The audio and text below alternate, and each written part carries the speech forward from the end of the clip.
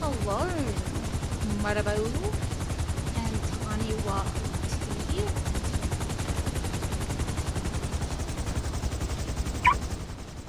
Ah, where's this patient? Can I climb over this fence? Nope.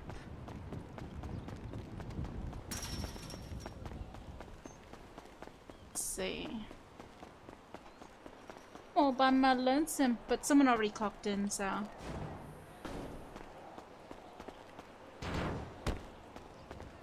Where's this guy down? Oh. Okay, it's a pig. Peppa Pig.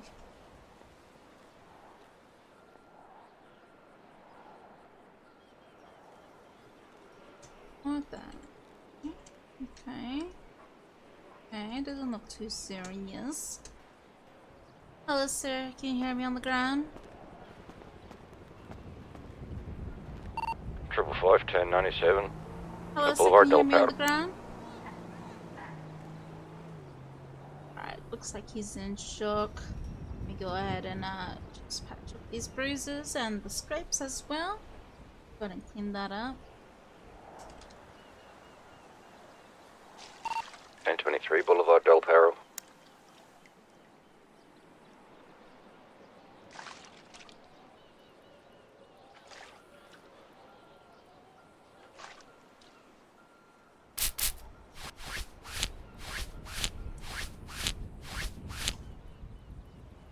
Alright, let me help you up to your feet.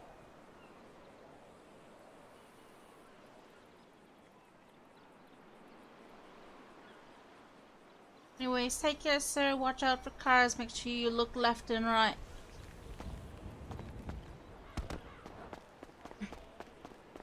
He's not even moving.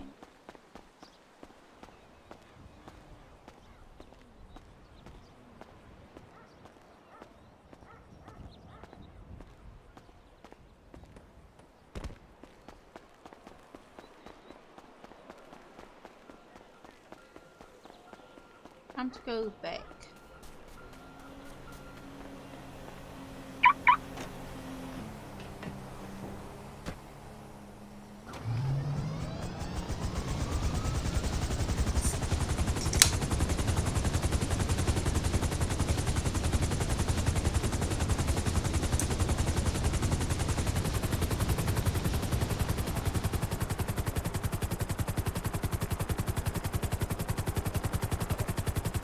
What are you guys up to?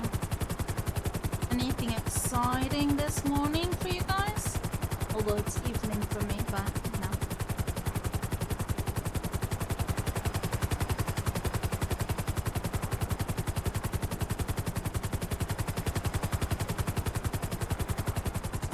Code 4 Boulevard Del Perro. Code 4 Apologies, Toledo. ladies first.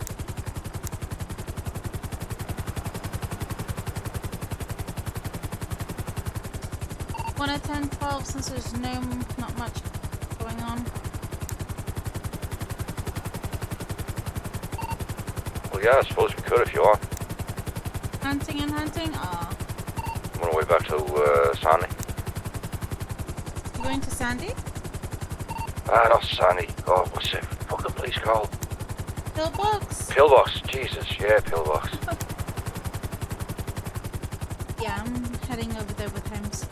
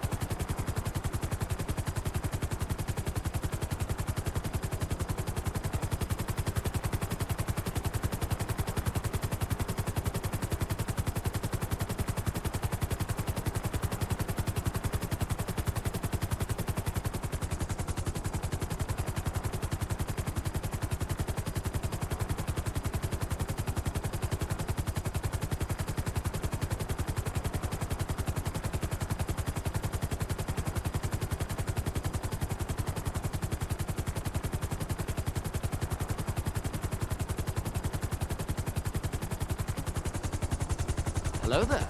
Hello, Andes.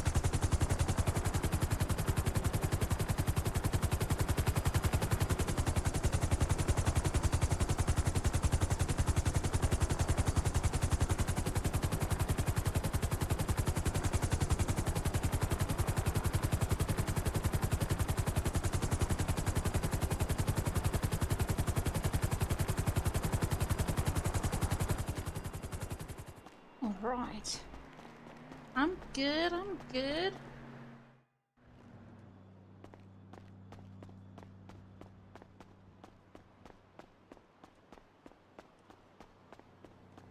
Just, you know, trying to get my EMS hours up so I don't get fired. Hello. How are you? I'm good. I like you, yeah? That's quite new. Oh, well, half of me is myself, Angelica. And then it's Demonica, the other half. That's pretty cheeky, You're cheeky young one, aren't you? I like it. I like it a lot. Well, someone needs to be around to suck up the souls of the dead, you know? Of course. Of course.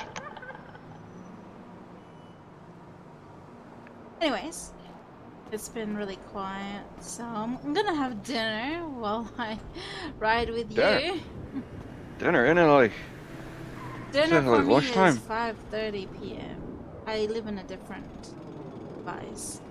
Oh, yeah, that makes a bit of sense here. What, Marta? But you never knew about Angelica's dual Alright, personality? I'll open the car and you can jump in. Yeah, no, right. That's why her name's Angelica. Her other half's Demonica. It's like an angel devil type of talk. What's for dinner? Oh, well, here it's called Red Robin. I just decided to take out because I'm way too tired, from work. Red Robin. Yeah, That's America's, isn't it? Yes. Ah, that's alright. I won't hold you out against you. Got the haystack, the onion rings, and the fries. Oh, you're speaking my language now with onion ring.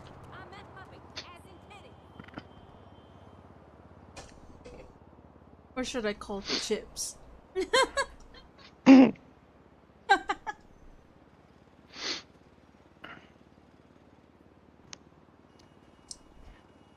I think we got a call.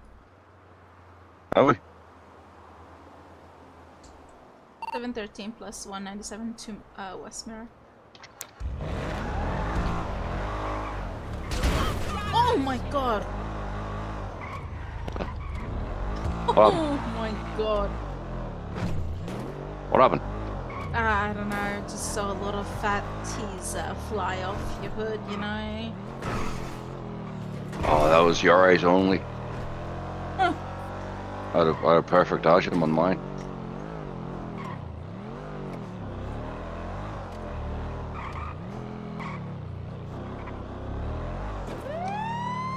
Are you Irish or? Born in the city. Oh, okay. Completely born in the city, yeah. Right, guys, how are you? Not too Give bad. it Not up, sure. man. Not sure what happened to it. Not sure what happened. It was Conscious for a couple of minutes. Bit of a sore arm. Hey, buddy on the ground, can you hear me? Oh, yep. What happened to you today? Looks I like believe you it happened tripped just on the before. pavement. Yeah, I believe, yeah, we'll go with that. It happened before storm, like a long You time tripped ago. on the Right. pavement. You tripped And then, on the pavement. yeah, tripped on the pavement. Or he did a party hardy and decided to knock out on the pavement. Well, hey, look, if you flew on and you're like this, then I'm Oh, just it gonna was- get you to your feet, man. Yeah, appreciate it, thank you. It was, yeah, from when I was last in. Like, just Whatever you here. do, just lay off the whiskey, yeah. Yeah, probably It's should. the whiskey. It's the whiskey that always puts me down there. Yeah. All right, catch you later, mano. Thanks, guys. Have a good one. Cheers, bro. No worries, bro. I didn't know what the fuck happened to you. Yeah, no, just last night. It was just last night. That's around the boys. Code 4, Whisper. Yeah, I don't like calling it a fly-in. I just assess the situation and say they slipped on the pavement or party hardy at night, you know? Just knock out, do the alcohol or something. You're right.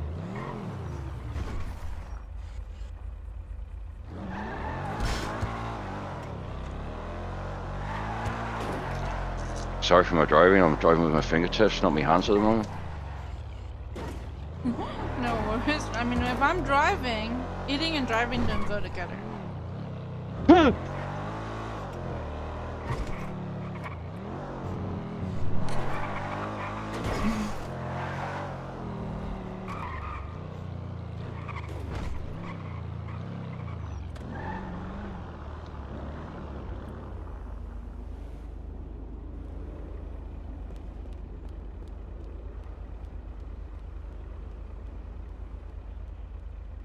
Miss, didn't we tell you not to smoke? Bad for your lungs. You just got out of surgery. Just focus on your dinner. I know. Too busy worrying about what all the public's doing.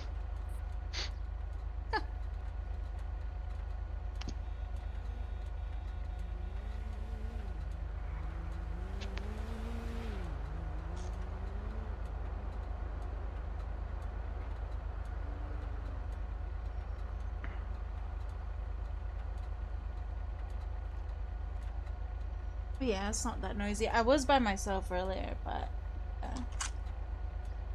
I didn't stream yet because I was ordering dinner.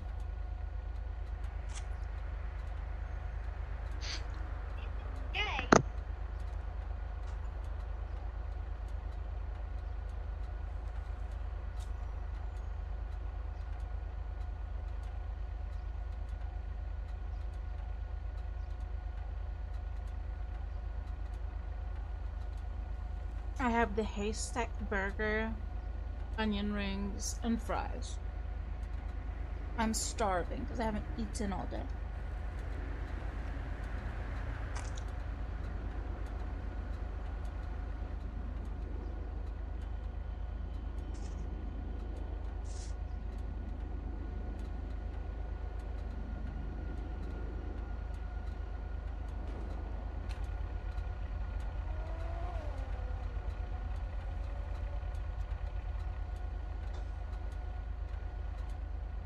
It's on Twitter, anyways.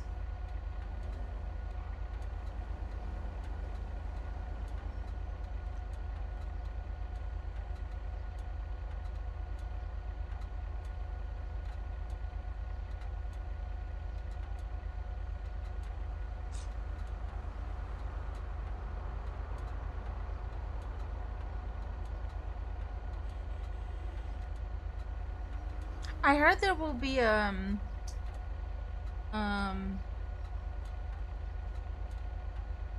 was it You Are Legend? Wait, the one with Will Smith? I heard there will be a second one. I Am Legend? Something? I don't know.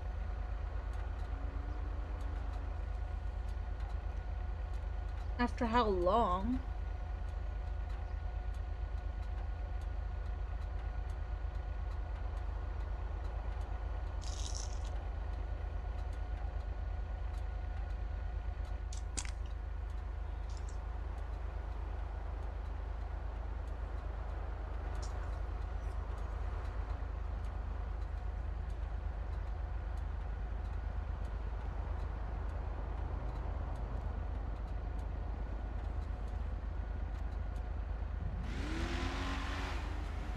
There's not much going on, so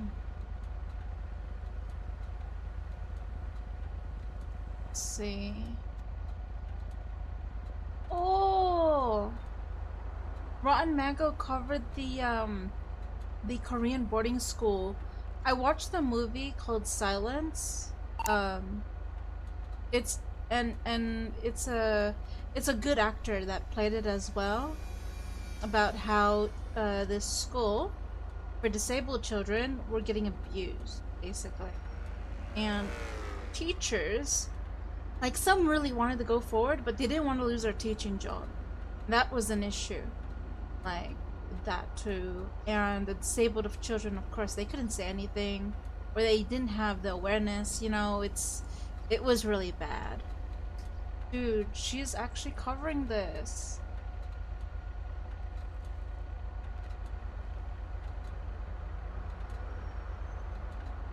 I wanna watch it. Might as well watch while, you know, Where is it?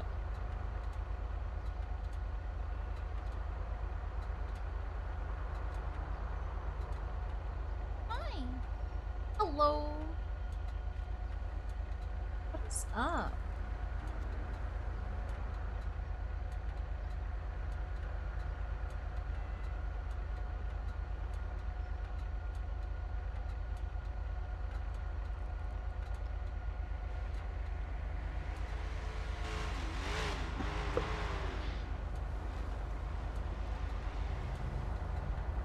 Oh, yeah.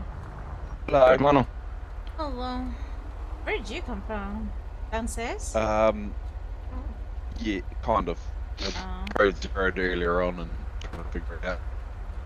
Yeah, we only had like a couple calls. I went to Yeah. Toledo, went to Mirror Park, and that's it. Friday. Best time to get paid. Honestly, you should have been in like 2 days ago. There was like a terrorist Batmobile just shooting up EMS. It was so funny. Oh, really? Yeah, it was so scary and funny. I didn't know about that. Like we were going around and we went to the patient. All of a sudden, we were getting shot by like whatever like auto that was in that Batmobile, and it went under us where our car flew literally very far up into the air. Yeah. Probably bonk. No, it was a terrorist. Oh, was it? Oh, really? Yeah, it was. An actual Yeah. terrorist. Oh, It was shit. actual terrorists. It was funny. Oh, they get in sometimes, don't they? Hmm. All good. Oh, well. Happy, magic farming. Yeah. That's all you can do. It's legal at the moment, though. 100%. Yeah. You go around to businesses and stuff and often patch ups. If it's quiet out here on the tablet, it's going to be quiet out there as well. You can bash What I the ball generally in do is the have a look at the map and I see where cops are going. If they're bunched up chasing someone, because generally they're going to kill someone. God, that's some big brain shot right there, Oh my man. no, it's a Well, there you good go. there. Let's go.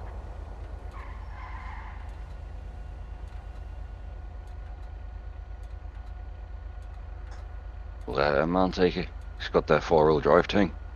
You'll be able to climb up that mountain and grab him wherever. These are my favorite. Because it's usually a bag job, yeah. Hopefully the cougar's gone, or hopefully the patient has a thick enough jacket to sustain the bites. Actually, yeah, that is a question I got to ask. So, if somebody is fully clothed and they got the like long So, cover pants, Basically, okay, so it's considered stab wounds. The only thing about cougars is they keep biting, you know? Especially yeah, they do. CSS, and if it's like more on the arm or the leg, then yeah, they will probably like most likely survive. Probably amputate. But if it's like the midsection, honestly, I go by the clothing. Like if they're wearing a puffer jacket, I'm sure it'll be like probably mid to light scratches underneath, you know? Unless You're right. you know, at least like if it goes 60, it's a very 50-50 situation. Depends on the clothing for me. For me, it depends on the So- clothing. I have seen the what is it? It looks like a bear suit. You know what I mean?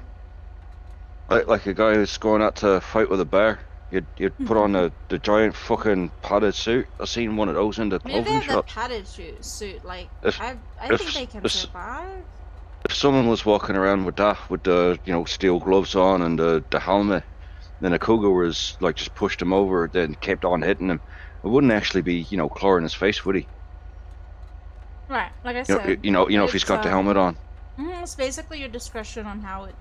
A lot of the EMS I know don't really look in their surroundings. They usually just look at the diagnostic, which is kind of, for me, it's not really, a good thing to determine if they're gonzies or not. Yeah, I got that because I've had an experience where somebody had been shot by a local earlier on in the day, and they only had that one bullet wound, and they got knocked out by a motor vehicle accident. And when I got there, they just told me about the motor vehicle accident, and they completely forgot about a bullet wound that they had because of the position Yeah, of where yeah. it was. So It was in the basically, arm. I yeah. decided I decided that they had already pre-treated that, and so that's why I So got the. sometimes there are old PSW wounds that are untreated. That's why in my honest opinion, in my cheat sheet, okay, you go by like the surroundings, how you look at it, and maybe some Yeah, witnesses. You can go on their terms, except if they're like 2 shots to the head and they just saying, "Oh, it nicked both his ears," then definitely not. Okay. yeah, yeah. I'm gonna go with the thought that they're on the ground. That it didn't nick your fucking ear. Yeah. Well, it depends how you want to play it out. You know. Yeah, yeah. So with those sorts of things, I do my job. And yeah, the surrounding is usually the dead giveaway. Oh, here we go. Averino Road. Yeah. And yeah. Hey, Duck. 8555 plus 1, 1097, Barbarino Road.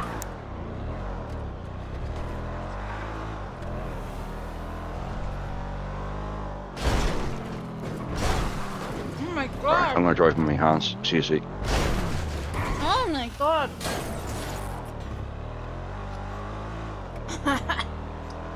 Oh, I'm internally screaming right now.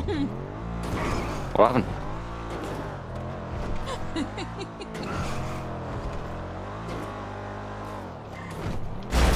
Ah! Fuck!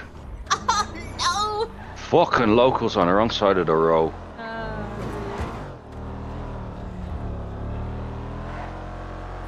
Like what happened? He's driving.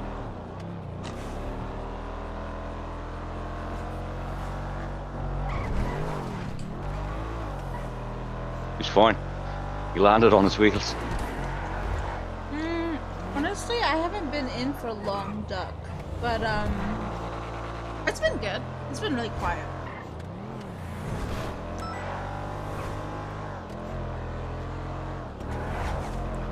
Right now, I'm just having dinner as well.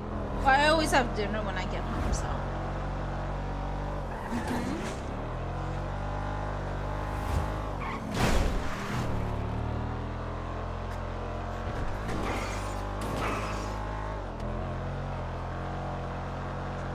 Oh yeah, a burger, fries, and onion rings. That's what I got.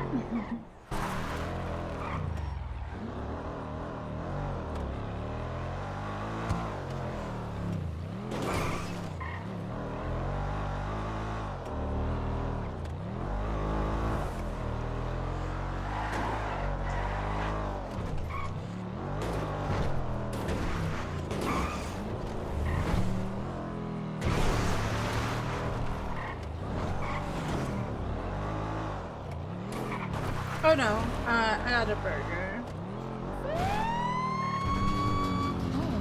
Oh my. I can't get out, we're all so full. Oh, my hero.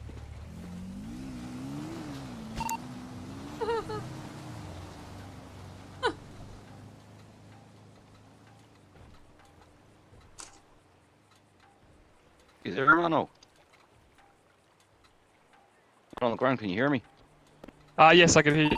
What happened to you today? I'll keep code 0. That lady right there. Pop on later. I'll leave She you just to drove off. She ran over me with a yellow quad bike. Was the hit and run, was it? Yes. Jeez Louise.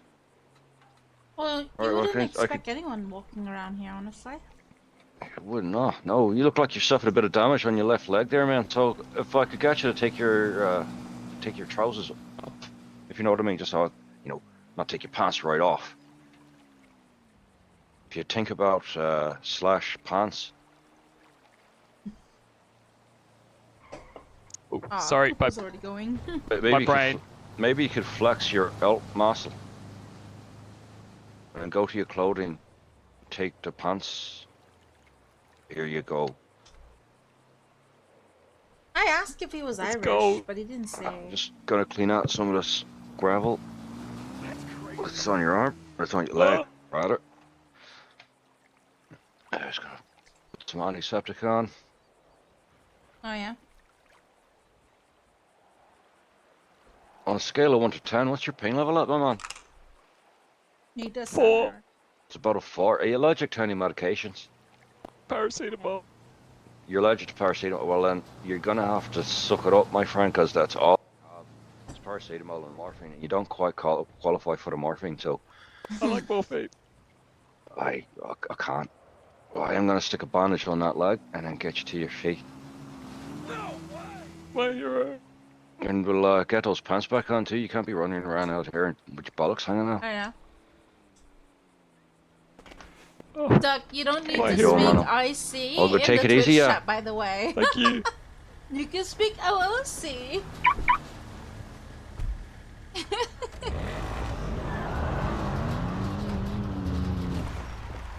That's funny. Although sometimes I do find myself speaking IC terms out of city, and it's kind of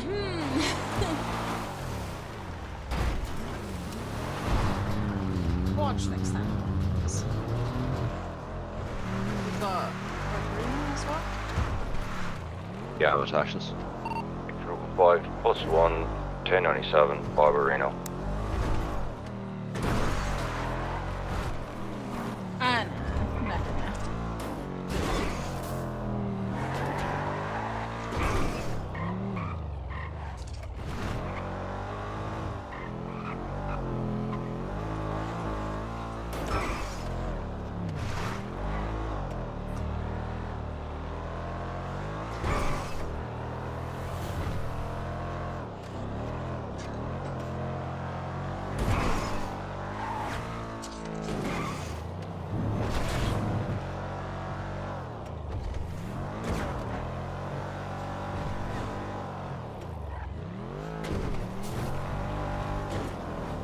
I think they're moving him.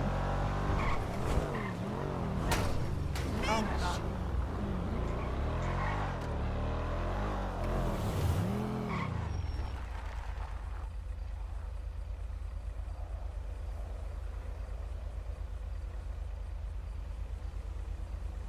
Has that move? Alrighty. Doesn't look like it's move. What happened? Still got his bliff on Barbarino. It's gone. It just updated. It's gone. Hold on. Is it? Oh, mine's still there on the GPS, you know.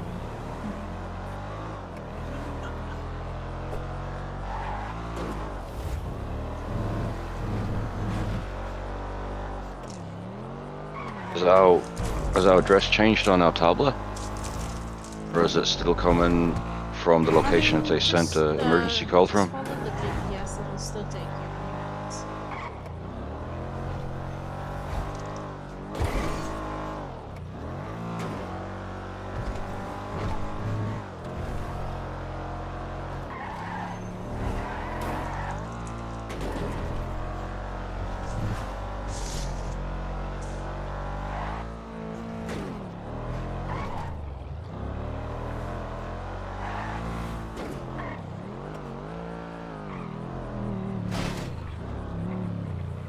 N23 Barbarino. Might be behind the house. Out for Alta.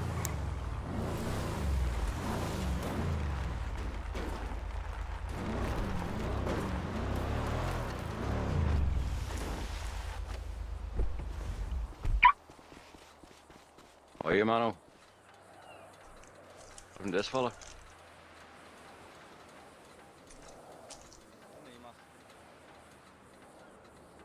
You right, mano? On the ground, can you hear me? What happened, man?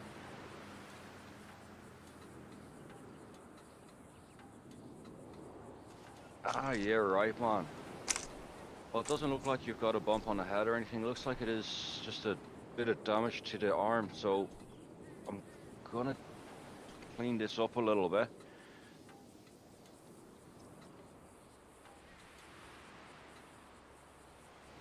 Yeah, you too, man. What's the pain level like when I put some pressure on your elbow here? It's about a 7. Alright, are you allergic to any medications? Only penicillin, right. Fantastic. I got some synthetic morphine here. It's a little green whistle. So what I'm going to get you to do is take a big deep breath on the count of 3, yeah? And I'll get you to hold it for 2 seconds. 1, 2, 3, big breath in, hold, 1, 2, and out, and one more in, and there you go, and out. Hey, you're right. That should start taking away a bit of that pain almost instantly. I'm gonna help you to your feet here. Now when you do get off and you start walking around a bit, just take it easy, because you could get a bit, lightheaded. Oh, give it 5, yeah. No worries. Thank you so much, mate. All good, man. I'll take it easy, yeah. Cheers. Code 4, Barbarino.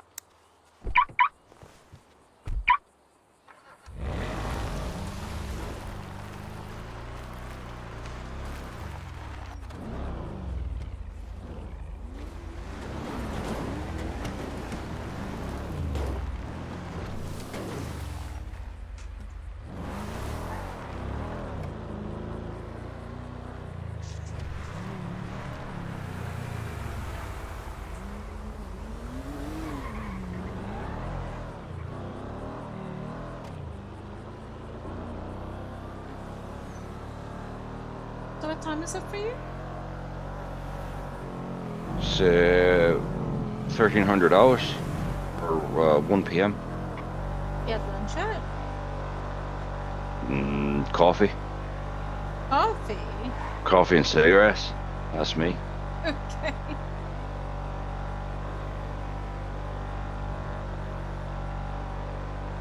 And the reason why I do that is because last night I ended up eating 2 pieces. So I think I'm going to stick with coffee and cigarettes most of the day. 2 pizzas, a Hawaiian and a pepperoni. Hawaiian! Oh my god. So today is going to be a fasting day. You're a pineapple guy. Oh no, I'm a pizza guy. I don't give a fuck what's on it. I'll eat it. Hawaiian is pineapple, right? It is. That's just pizza. I'll fucking eat it. Okay. You can stick fucking anchovies and bacon on it, and I'll still munch it back. I don't know why. That's got an issue with pizza. Yeah.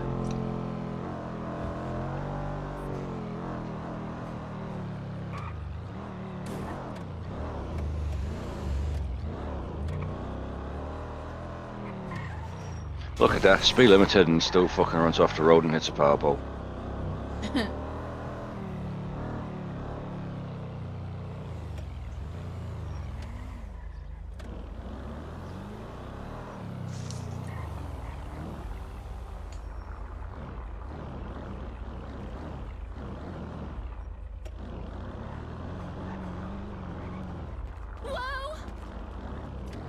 Just give me a second, won't be long.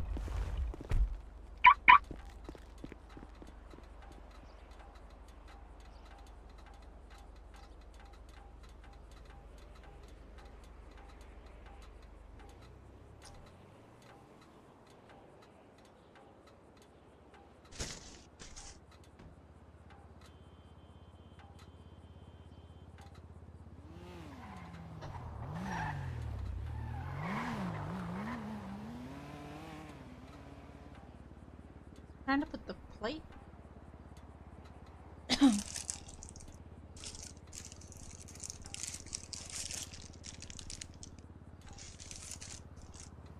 What frozen hell was that?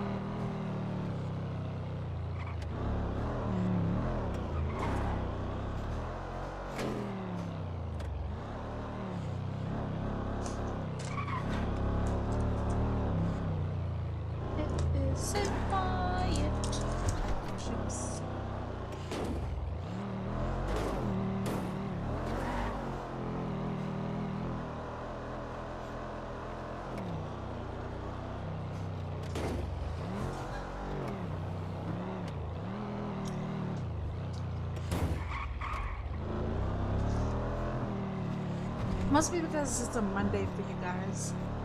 That's why everyone's either at work now or school.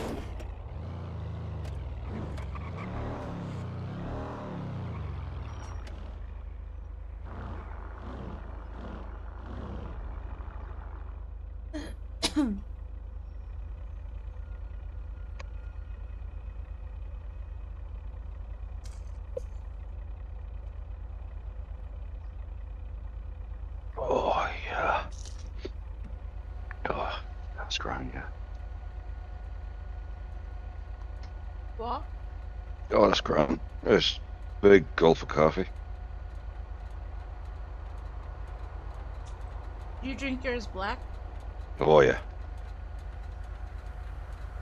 Yeah, I can't Keep do the, that. you can keep the sweetness to you as well. I like mine blended with caramel. Oh, you got a sweet tooth here? Oh, Yeah, I don't need any sugar. I'm sweet enough. That's a joke, by the way. yeah. It probably sounds better in the pub.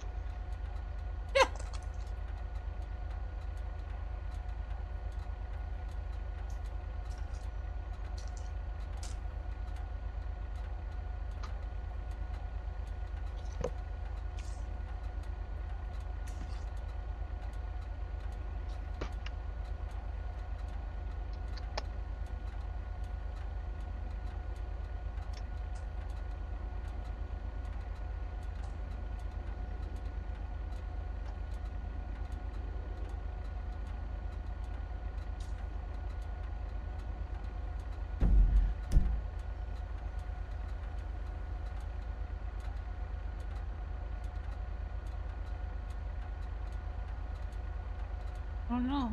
Did I freeze? What just happened? What?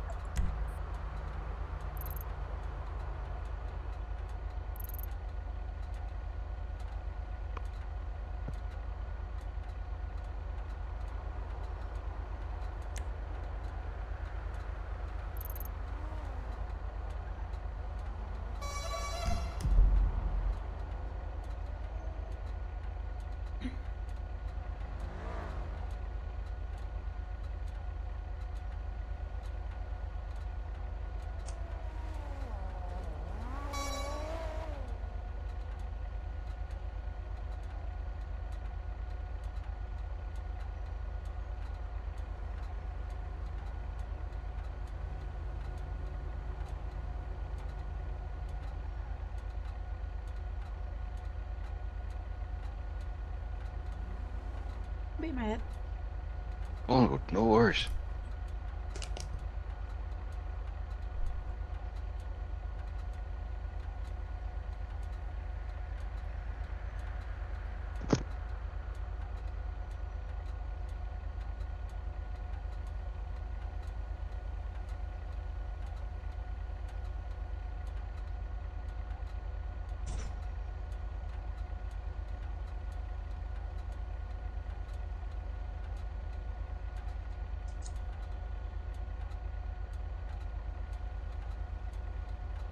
I guess while we wait, we watch.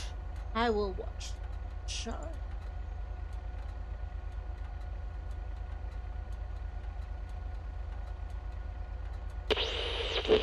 Bada bing, bada boo.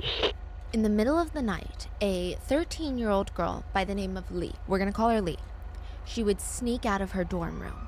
She lived in this boarding school near the mountains in South Korea, like near the southern tip of South Korea. And it's not just a regular boarding school. The boarding school was strictly for students who had mental, physical, and/or intellectual disabilities. They were always under close watch and supervision, so for her to sneak out at night, it was terrifying. She could hear the crickets, the sound of owls. She could hear her feet pitter-patter through the field.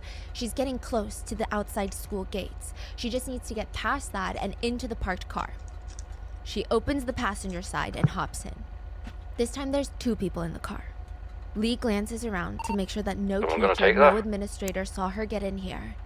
She'd be severely punished if she was caught sneaking out to Alrighty talk here, to brother. I'm reporters. in Toledo at the moment. But worse things have happened in this boarding school, Alright, Mono, I and can she take was that ready one. to tell the journalists everything. So Correct. it's a known fact, almost like clockwork in this school. Central lady.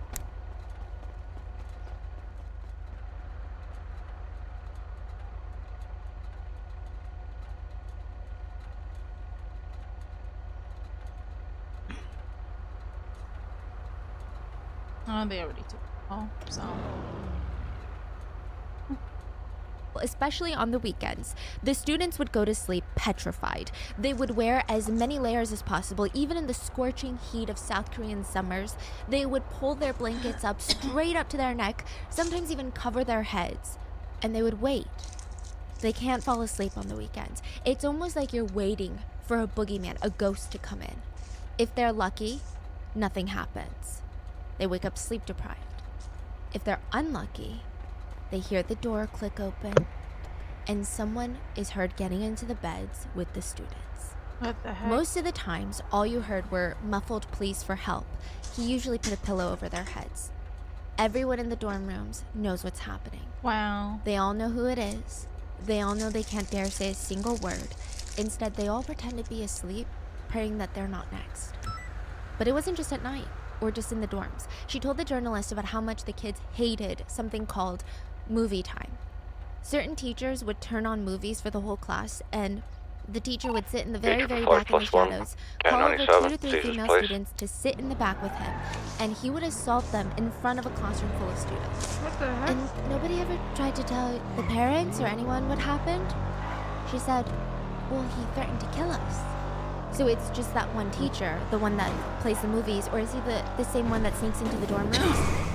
No, there's one we call the pervert.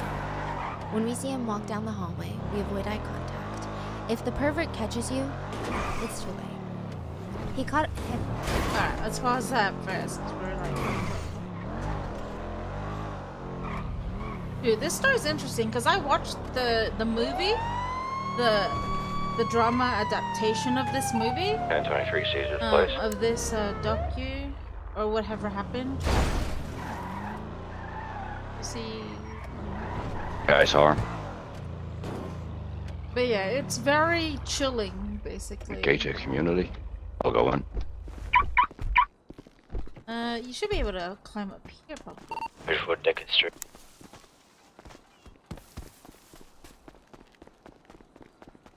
This is a nice house.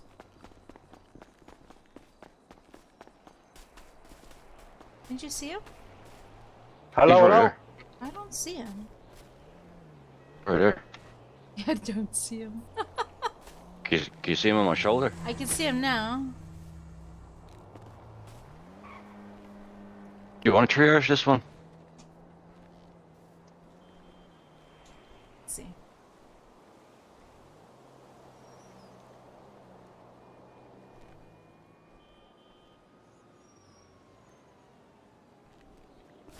Oh my, sir. Do you recall what happened?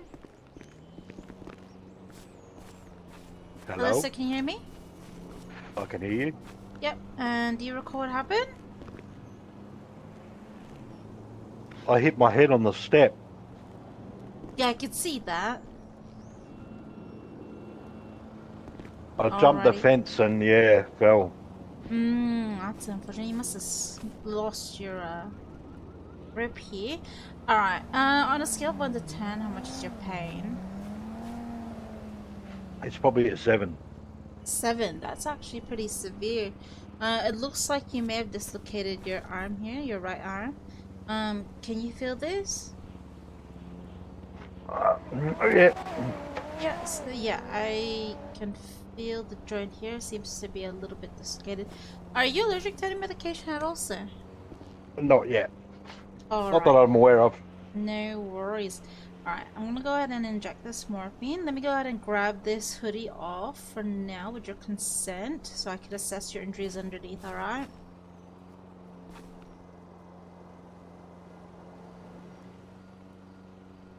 You could just think about, yep, thank you.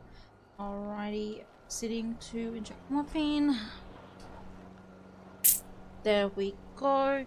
Let me just put a bandage over that. Alright.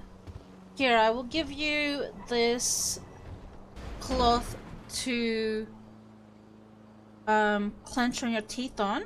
Alright? And take a deep breath. Yep. 1, 2. There we go. Alrighty. Let's go ahead and put a sling to that arm. Thank you.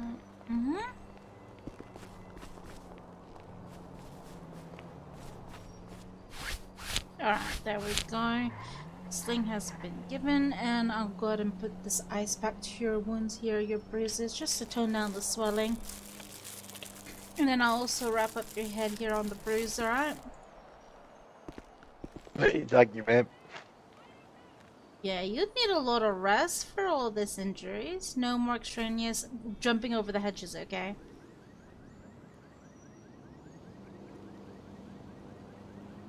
I just had to test my examination. That's why I'm here. Carry on. That's alright, Mono. You're free to do as you please. You got a fancy suit, you know. Alrighty, I'm gonna go help you up to your feet. Are you feeling faint? Dizzy? Yeah, a little lightheaded. Alright, let me just help you up to your feet. And if you could just sit down so we could just test your blood pressure, alright?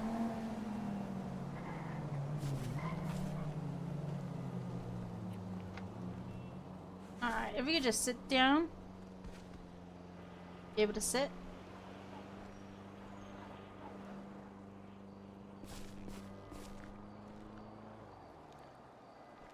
Anyways, I'll go ahead and test the blood pressure here. There we go. Oh yeah, it looks a little low here. Alright, we're gonna have to put in an IV kit just to pump you up with saline to get your vitals to normal, okay? This is to alleviate your dizziness. I'm gonna palpitate your vein on your arm. Okay, and I'll inject that. There we go. How are you feeling now? Yeah, better. Good. Alright. If you do feel Mono, any you have- more... Carry on.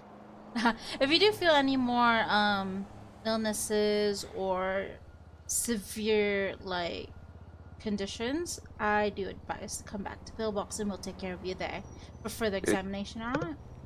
If you're suffering from Thank any you. headaches, lightheadedness, confusion, memory loss, tingling in your fingertips, and tingling in your toes, go straight back to the hospital. Will do. Thank you. Or good, let me, Mum. grab this blood pressure strap off. Alright, there we go. Alright, take care, sir. Take it easy. Take it easy, Mono.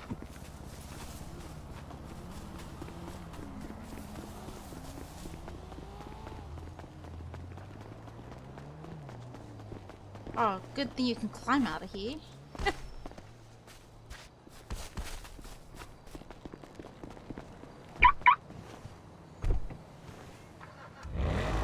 Code 4, Caesar's Place. Thanks, Ron.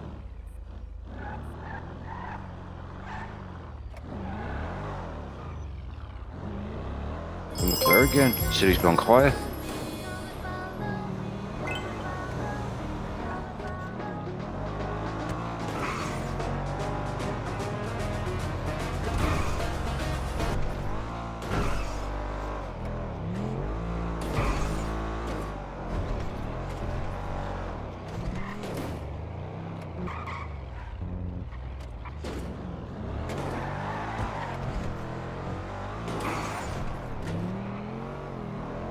You had your blood done? Oh.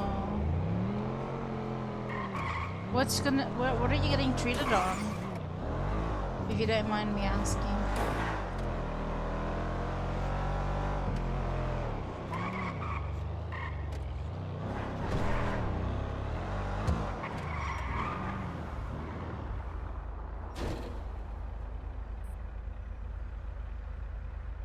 Okay, well that's Alright, I'm gonna turn 7 for a minute. Yeah, no worries. I'll jump out. You can drive.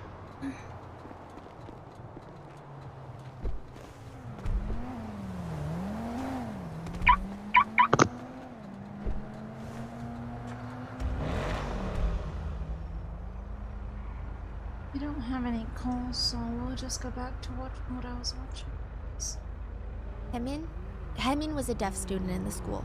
She was called into the pervert's office, and she didn't know why the pervert would want to see her. All she knew was that nothing good ever happens in the pervert's office. But she had no reason not to go. She literally lives here. No legitimate excuse that she can use. So she went. And when she walked into the office, she's facing away from the dorm. The pervert walks behind her and ever so slowly turns the doorknob and gently closes the door.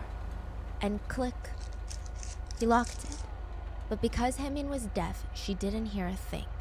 And she was turned, facing away from him, so she didn't see it. She had no idea that he was trapping her. And then boom, he turned off the lights.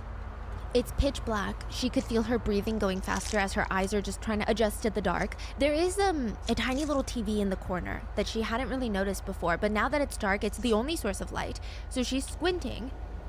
There was a disgusting adult film that was playing on there. Oh no.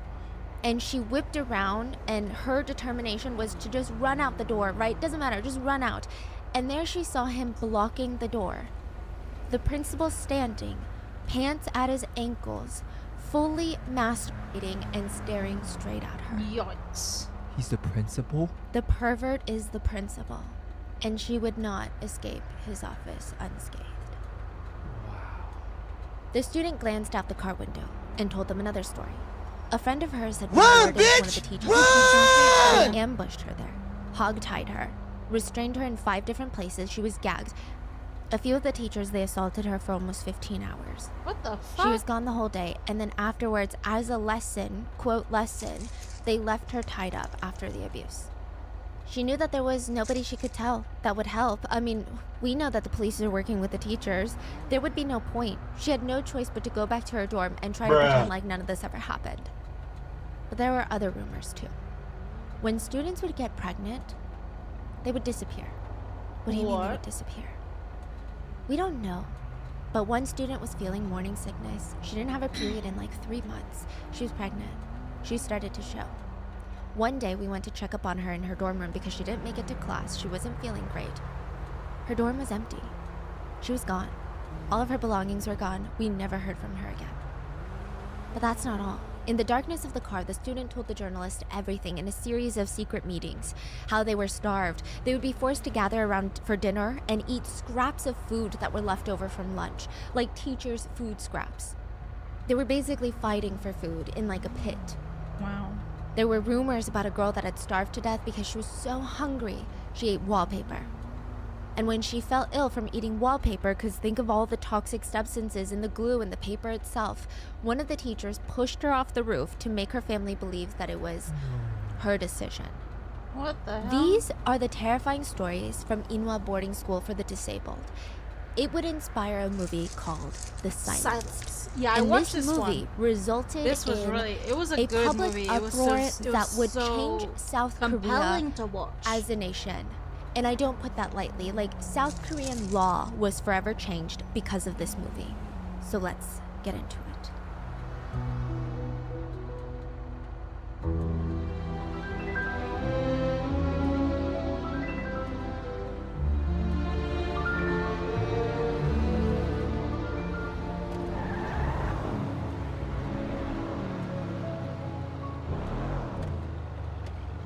As always, full show notes are available at RottenMangoPodcast.com. There is a fictionalized book on this case. It's loosely fictionalized. So much of the abuse reported in the book is pretty play-by-play of what the victims have stated have happened.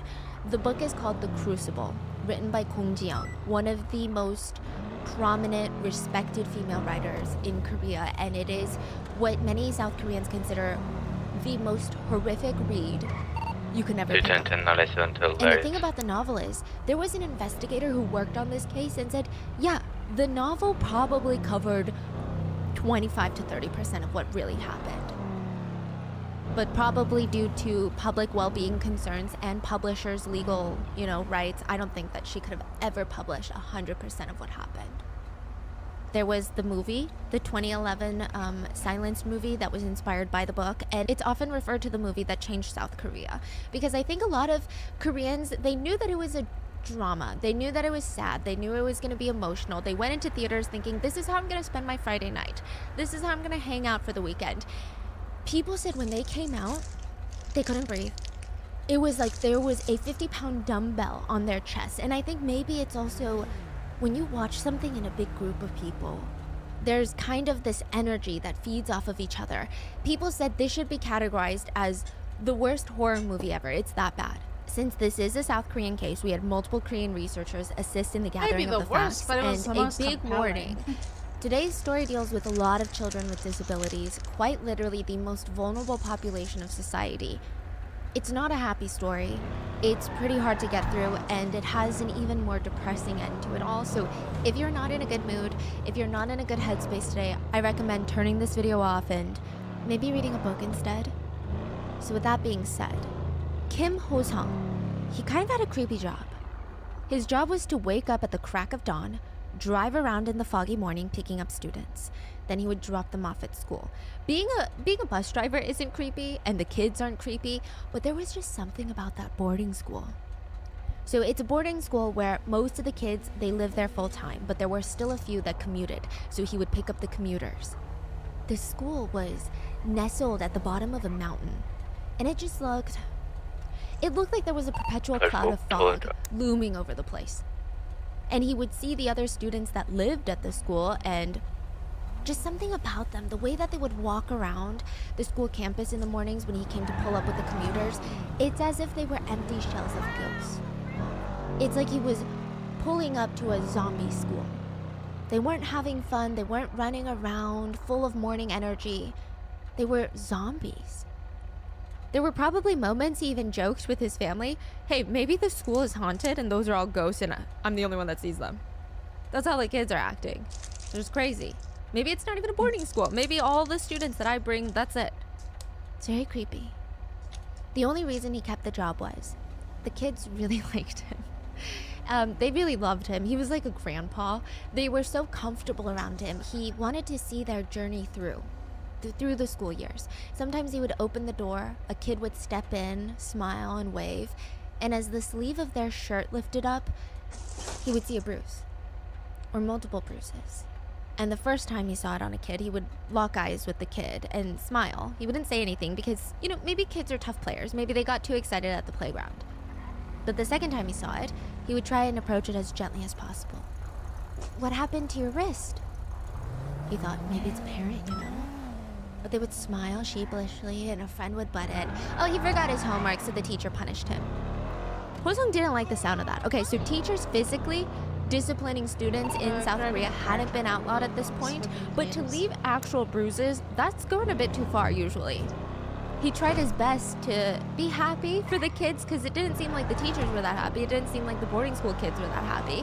So, and the physical punishment well, also, how can you help it's it, not Beardo, when there's no coals? It's like usually they ask you to put your hands up and they will spank you with a ruler. Yeah. So it's not like punching you, leaving bruises. Not that kind of physical. No. Yeah. Yeah, it's usually like Yeah, spankings. this is back in the days. Yeah, spank your palm. Yeah, or the back of your legs. It's not like they're just throwing you around, jumping you with a gang of teachers. Yeah. I mean, but there have been instances of that, and I think that's why it's been outlawed in South Korea. But yeah, it was supposed to be disciplinary action. So this is why he's very confused. The bus driver is like, that's not normal to have any bruises left on a student because he forgot his homework. That's abuse. That's not even disciplinary action, right? So he makes sure that he's the happiest part of the kids' days. The shy ones would get on the bus and he would try to bring them out of their shells like, okay, well, how was your day? What'd you guys do?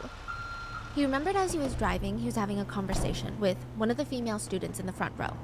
And she was telling him about her day at school. Her tone was very relaxed, casual. And she said, for lunch I had more Korean food. And then the teacher touched me down there because I forgot my homework. And then, It's just for the subject.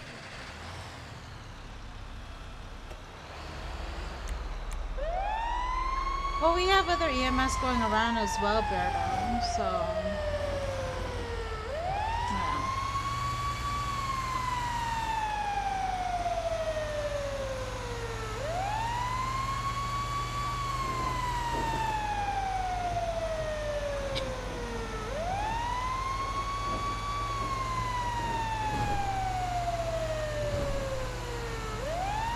Does it even go that fast?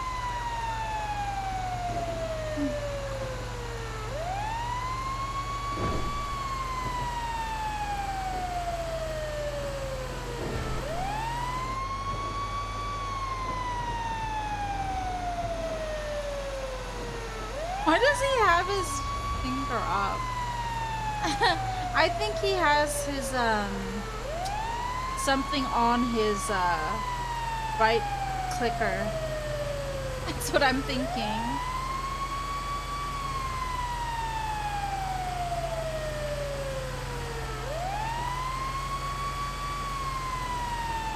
Oh, thanks for that.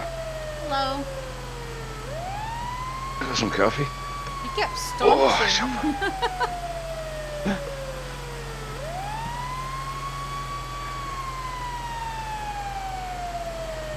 It's a pretty nice appliance. Today's been A real alright. fire. Been busy. Check that out. Been busy. At my vice job, that is.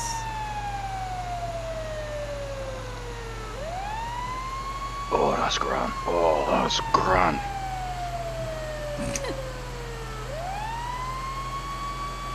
Sound like you're having an orgasm back there. Just a coffee. My orgasms always come with a ton of underbite.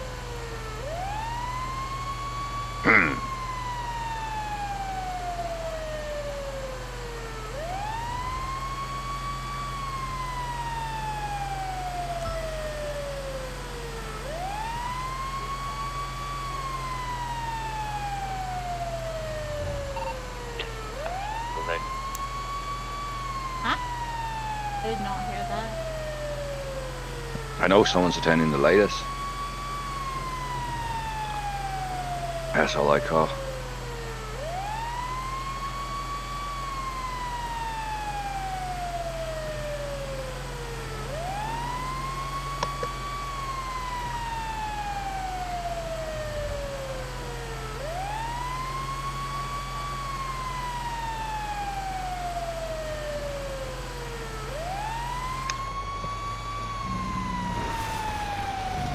The call.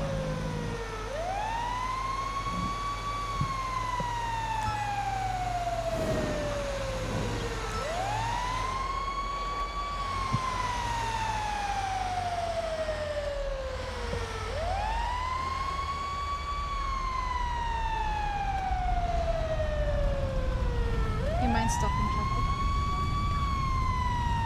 Can do. Oh, air officer.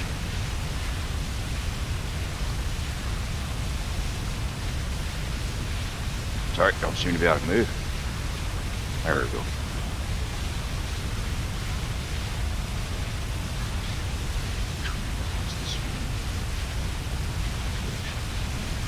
Sorry, hey mate. Traffic. Stop traffic. 2 lanes.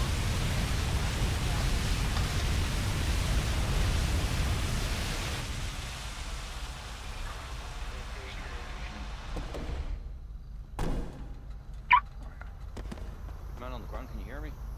With the AR rifle. Hey mate, how you going? What happened? I was driving too fast. No seatbelt. No, the car exploded. Oh, right. Well, it looks like you just got a bit of damage to your arm here. Can take another little look-see. Yes, your right arm. On a scale of 1 to 10, what's the pain at? Quite demoralized, so that hurts. But physical pain, exploding car. So it's more the pride that's been hurt, yeah? Yeah, pretty much. Fair enough. We'll get you to your feet. Thank you.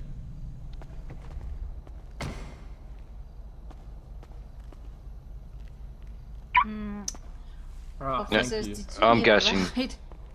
I'm Yeah. guessing this guy Need here a is the ride? driver. Yeah, I'm just gonna impound this car, obviously. I already did. Oh, dunk the chain. I can take him if you got other calls to go. If you want. We don't have much, so we do have the time. Right, man, you doing alright on the ground there? You the driver? No. Nobody wants to admit they're the driver. You seem to got to be a bit of damage on your arm here. On a scale of 1 to 10, what's the pain? I put a bit of pressure on your elbow. About a 5. About a 5. You allergic to any medications? No, I think endone would be perfect, so. But some what? Endone. I don't know what that is. Oh, Got paracetamol and I got a green whistle. We'll go Panadol, mate. Paracetamol should be right. Paracetamol, alright. Well, it doesn't look like there's anything broken. There's nothing breaking the skin. So we'll just get you to your feet, yeah. I'm not gonna stick a bloody bandage on your arms, it's just gonna hinder your day, you know. Yeah, look, I need to look tough, you know. Right, do you need me to get you some painkillers, or you reckon you'll tough it out? Look, I can tough it out, mate. Alright. Here you go, guys, take it easy, yeah? You too, mate. We have him with you? Yeah. EMS? No worries. Thank you. Oh, you have in the front. You me the passenger princess. Aww. No worries, man. Thank Cheers, you, bro. guys. Thank you. Appreciate you. Alright, Sandy or Plato? Sandy, preferably. Alright, 1 second, I just released the traffic. It'll release itself once we get out of the area.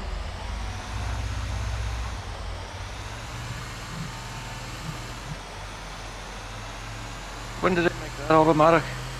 It's always been that way. Right, so the bastard that trained me. Fuck her.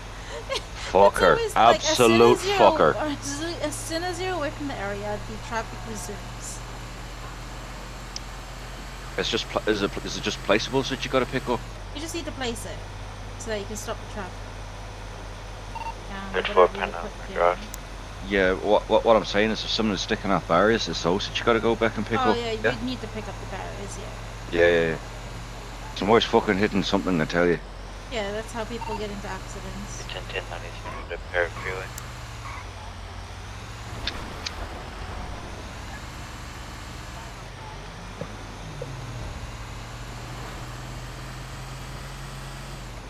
So Just for the how's wake your up call, day, do you call them? officers?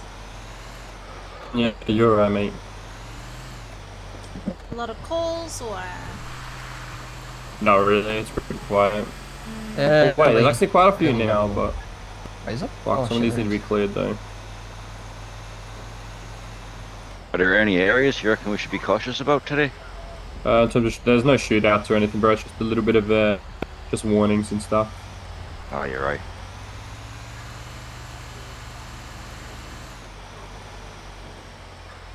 Cheers, EMS. Appreciate it. Cheers, guys.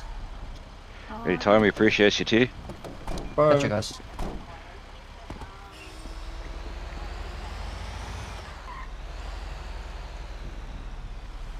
Got one in Encino. Go ahead and grab the SCP.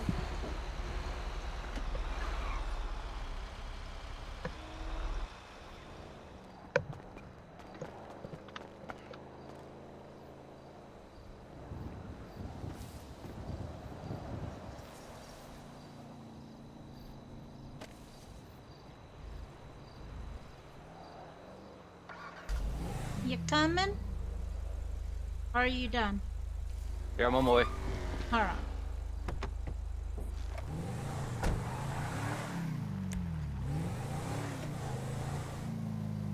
$713 plus 197 to Encino.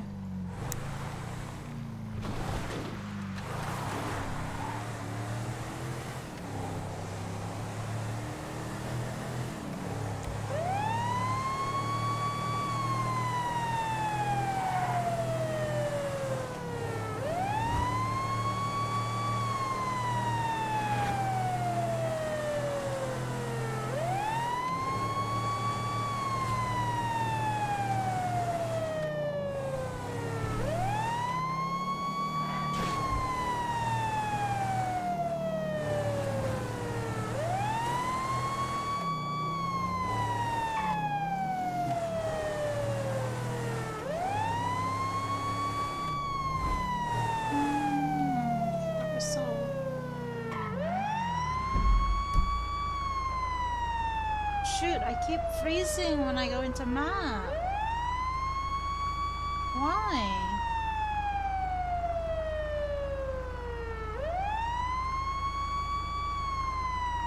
Oh no.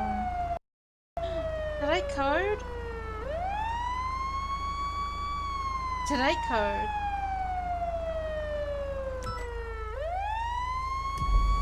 I almost thought I coded. Oh my gosh. Okay, wait. Okay. My brain is not good. You having a headache? Big one, yeah. Okay, I'm good. Only got resolved? A bit twitchy in my eyes, if you know what I mean. Huh? It's a bit twitchy in my eyes. Oh, you're right. Wait, let me get off. I think it's better off you're driving at the moment. Oh my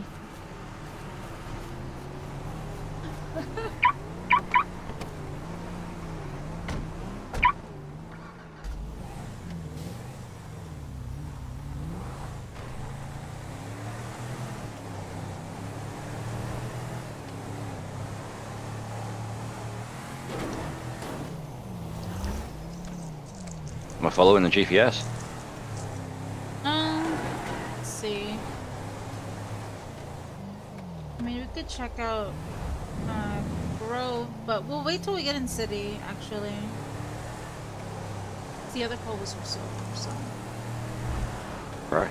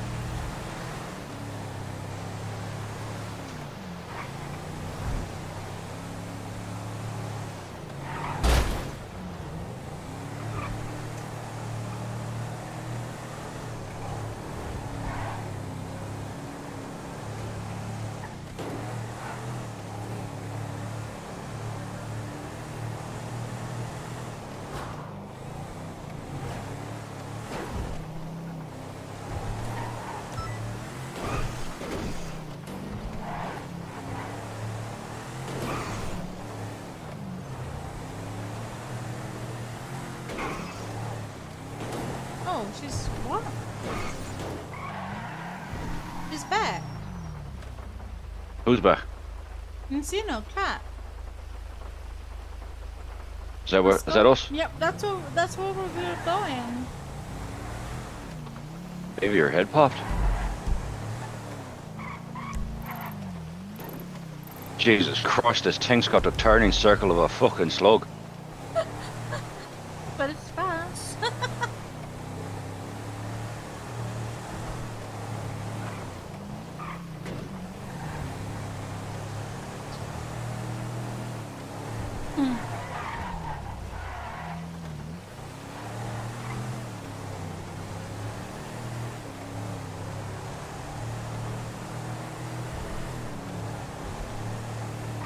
What the fuck, you fucking locals. So I hit that in your eyes because I didn't in mine.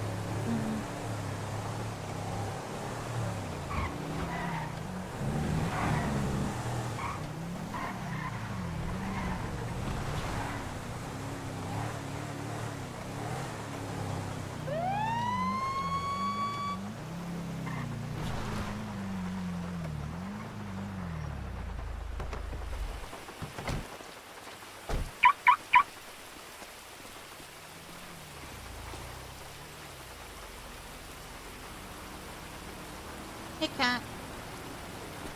Hello. Did you slip when the rain started? Yes, I Your did. pavement is slippery. Very. Like, Jesus! oh, yeah, See? there we go. Alright, let me help you up here. Okay. Fucking oil spill there too.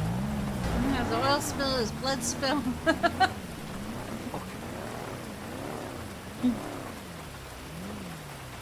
Oh, thank you. Well, you take care and make You sure to too. get someone to, you know, brush off this pavement and maybe power hose it. Yeah, I need to find a guy that can do that. Dude, I wish we could do I wish we could do power hosing. In this. Oh, I would be doing that all day as a job. I would totally be doing that. It would. Mm-hmm. I know. Just to wash it, you watch it, you know, go clean, dirty, the clean. Oh my god. And Yep. then all the houses just cling, cling, cling, cling, cling. Ooh. And then it gets dirty for after a few days, you know. Maybe. Yeah, or like, yeah. That'd be fun. Right. It's hectic here. I'm sure you'll be back. Thanks. Take it easy, yeah. Yep. Bye, guys. Thank you. Bye. Looks like here's where the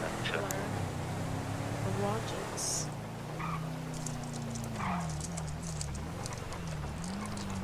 Yay, he's Irish.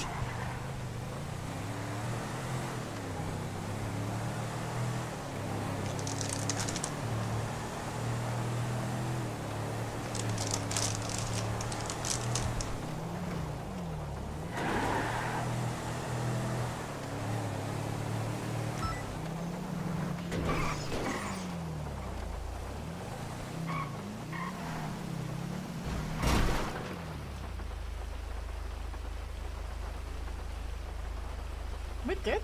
Oh. Should go to Grove Street. It was a 000. Yeah. I'll give him a call first, I think.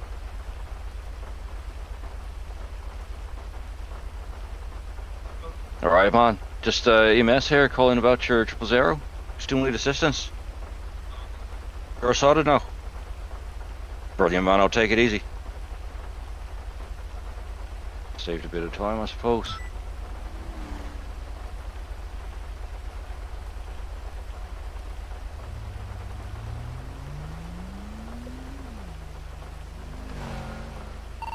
D555 +1, San Andreas Avenue. 1097.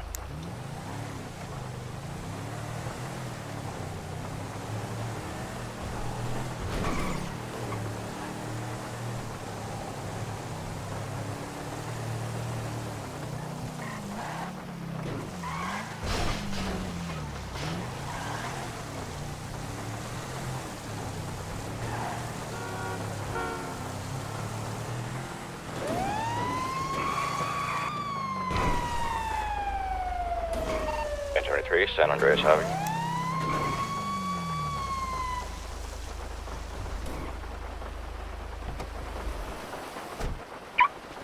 Help us, doctor. Help us, doctor.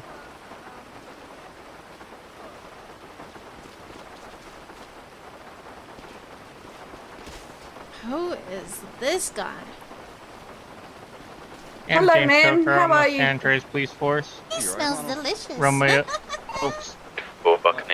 Hello, how are you today, ma'am? Hello. How has the shift been?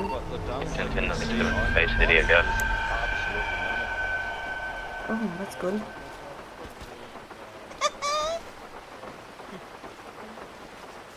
On a scale of 1 to 10, you got any pain?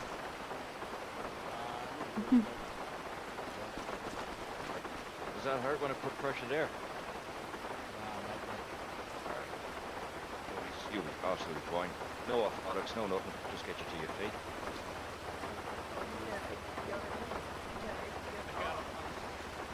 Oh, he's Alright, kidnapping him.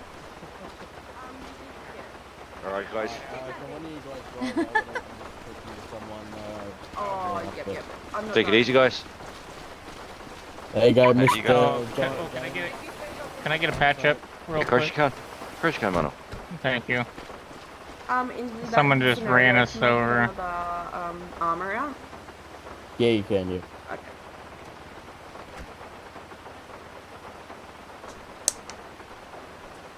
There you go, my man. Thank you. Thank you. Take it easy. You too. Stay safe.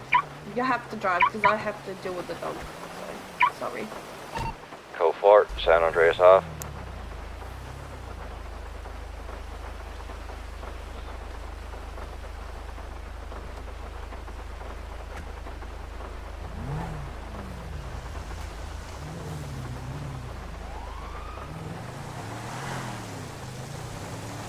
He smells delicious.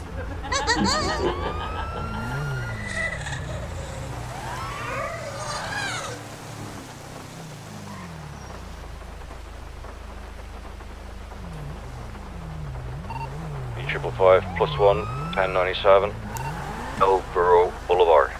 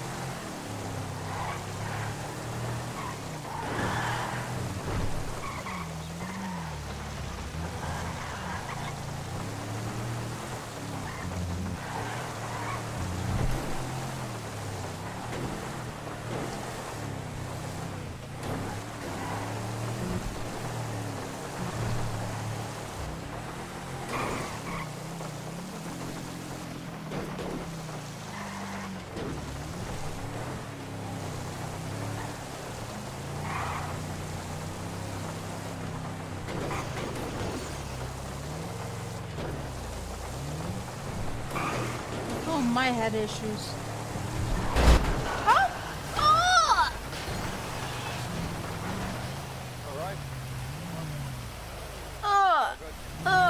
Hey, wait! I'm okay.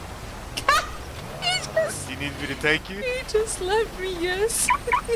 Where are you going? That market. I don't think you noticed. He did not.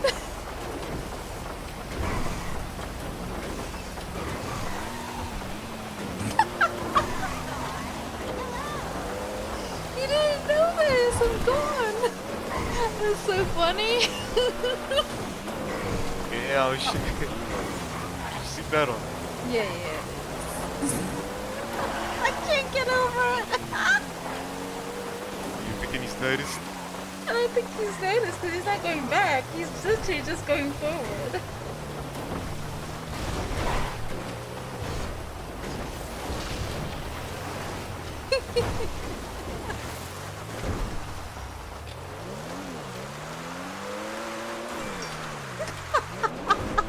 I can't get over it.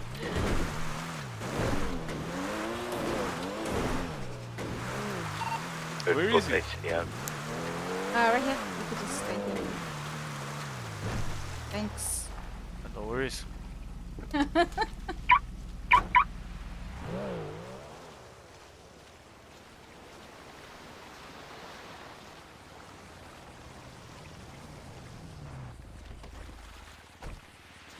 He still did not notice.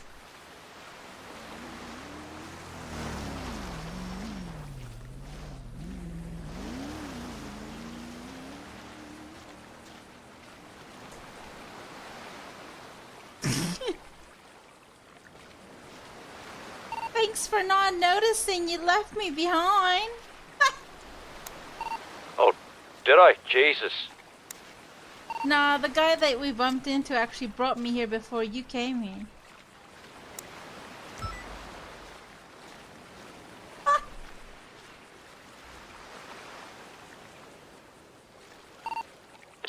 It's unrelated.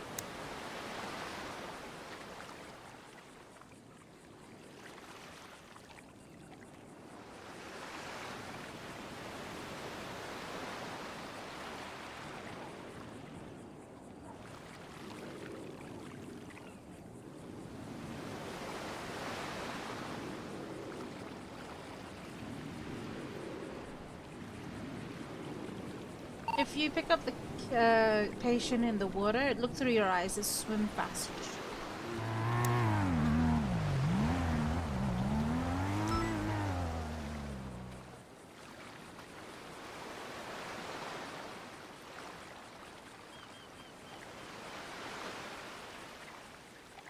Alrighty.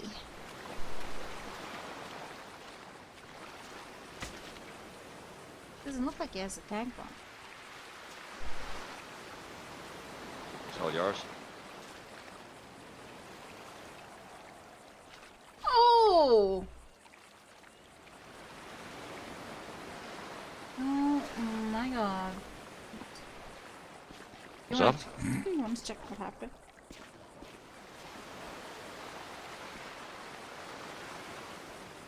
Yeah, that's common, isn't it? Hmm.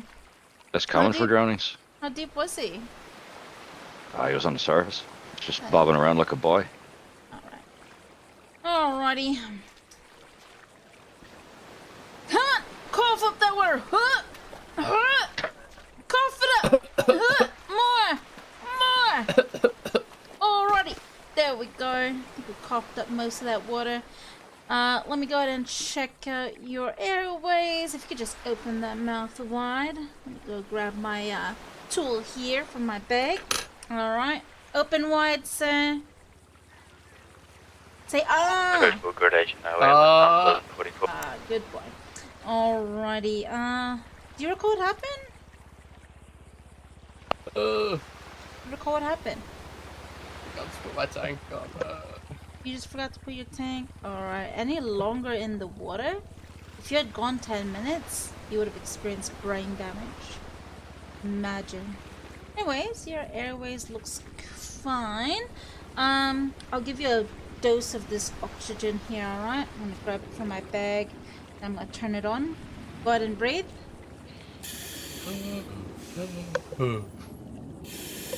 Alright. Are we feeling better? Yeah. Perfect. Are you feeling lightheadedness, dizziness at all? No, I should be right. Okay. Good. Let's go ahead and help you up to your feet, sir. Remember to secure your tank, alright? Next time.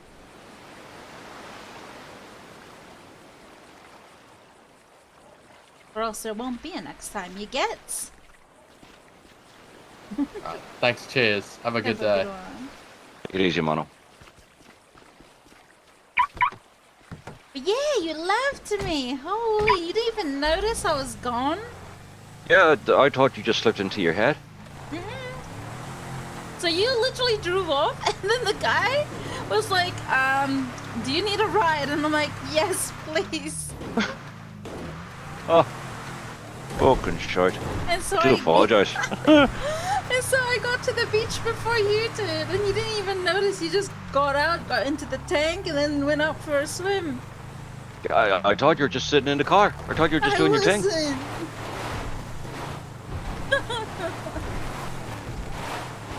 Dude, I'm gonna save that dash cam right here. That's funny.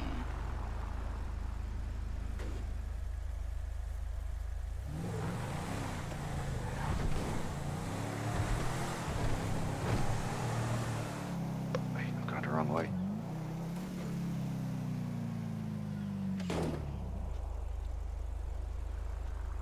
No, no. How are we going?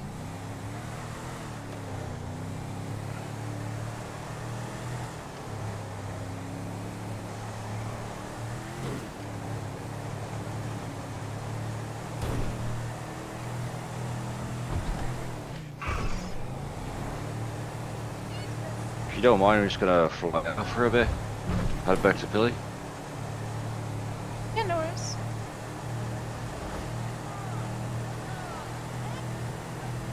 I don't see a man about a dog, if you know what I mean.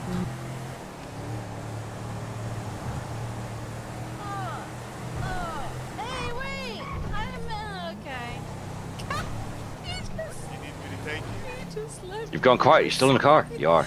Alright. There you go. That market. I'm forever gonna be checking now when I don't hear you. I don't think you noticed. You didn't notice.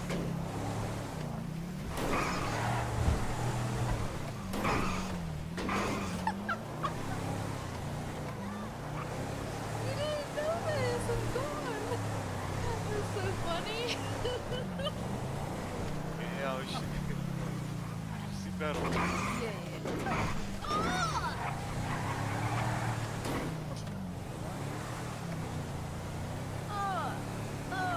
Hey, wait! I'm okay.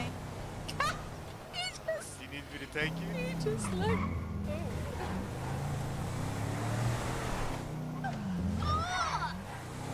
In case you guys missed it, I'll go ahead and paste the feed.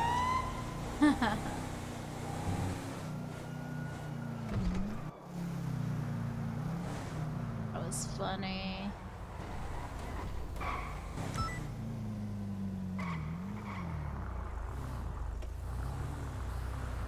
So you're heading out? Yeah, I'll be flying out. Probably back in half an hour, maybe. Thank you so much for the 10-12, Angelica. Hi. Catch you on the next one. I'll send you the dash cam. Oh yeah, great. That'd be grand. I'm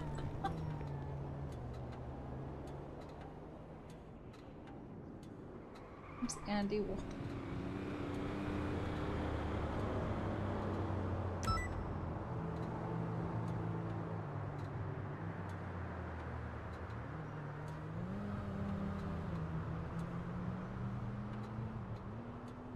That was fun.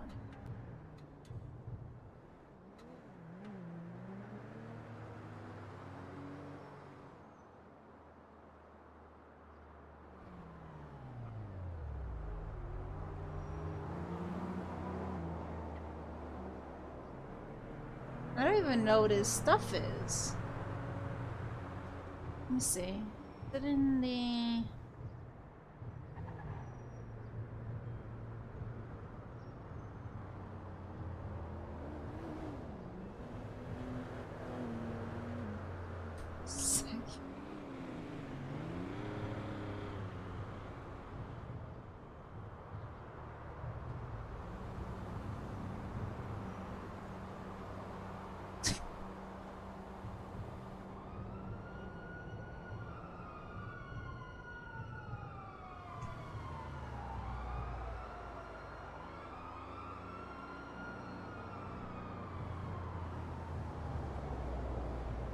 Alright, what's everyone up to, by the way? You guys hunt? Some of you I know are hunting. How about diving? Most likely.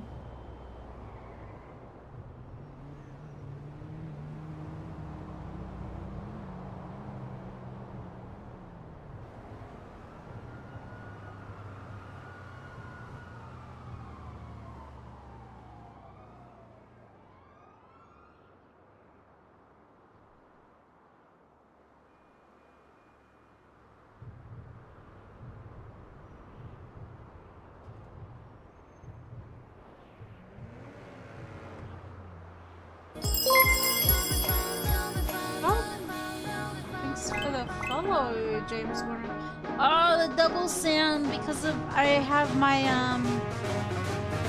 whoops. Let me just turn off the preview live on stream. It was playing. Oh, dude. 210-1097 repair freeway. Let me grab that clip because that clip was funny. Gonna upload.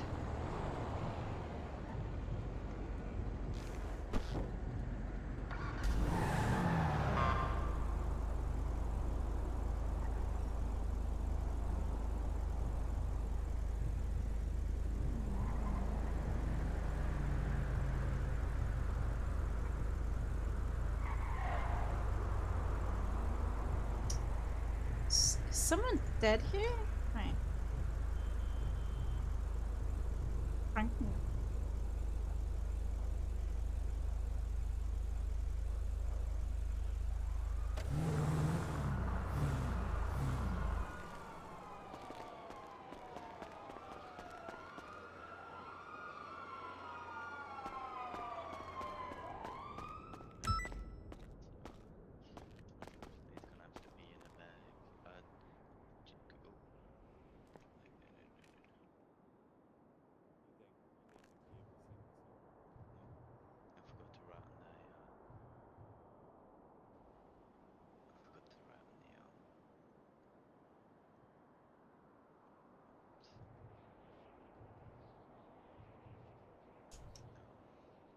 EMS left behind. I should have had a look at that.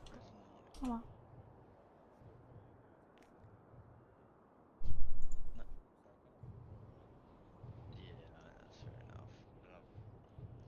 Whether you got there quicker or not, the 150 or 160 is the limit that you can where you don't have to back them, and I think it was 167, so that's over.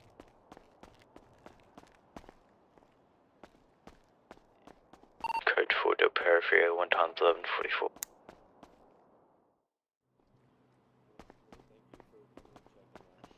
I hate to see him go like that. Yes, thank you for bringing him in. Good one for that one, no problem. I heard numbers. Numbers? You're not supposed to say numbers. Huh? What do you mean? We're supposed to only claim high impact. Heavy I didn't impact. hear. Full impact. I didn't hear anything. Wait, well, I'm so confused. Alright, come here.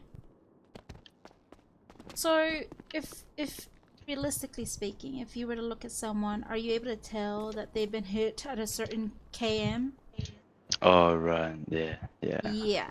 So, only say medium, low, high, impactful, or, you know, damage. Yeah. Oh, It's yeah, supposed to got it. inform on the numbers. Only because it's Yeah. very unrealistic. Yeah, no problem. That's only Thank you. for us to know, basically. Yeah, so we can, yeah. No worries, thank you.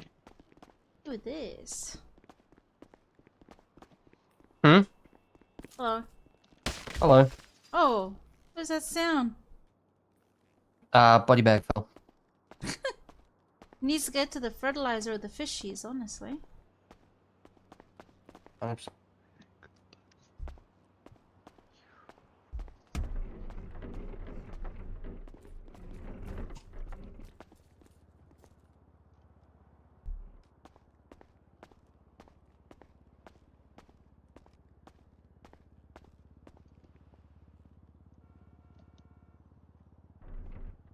This soul is mine.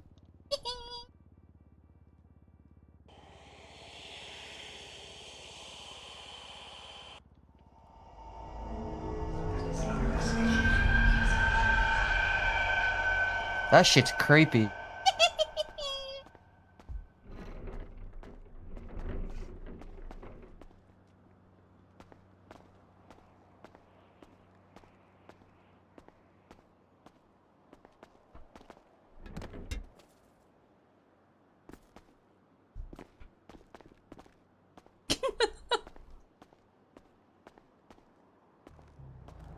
Might as well tag along with you for now.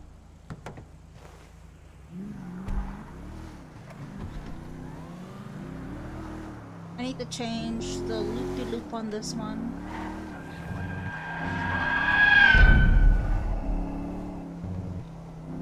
I'm just stopping at Oh, wait, alright, no. What was that?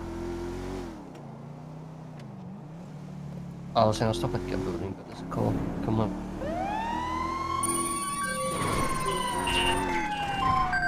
Oops.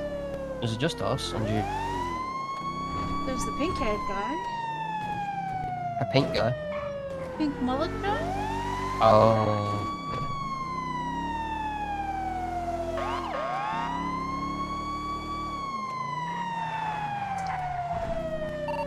127 plus 197 with us.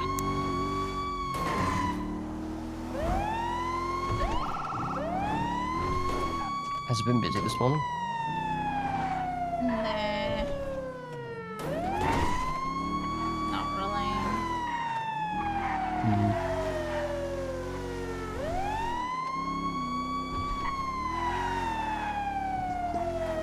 Two o'clock and then bang. Probably because Busy as it's fuck. Monday for you guys. Hmm? It's probably because it's Monday for you guys. Yeah, true.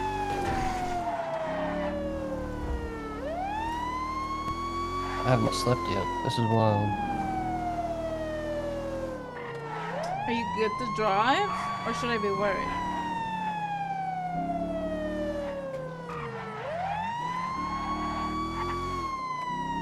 Should I pump you with adrenaline so you don't crash?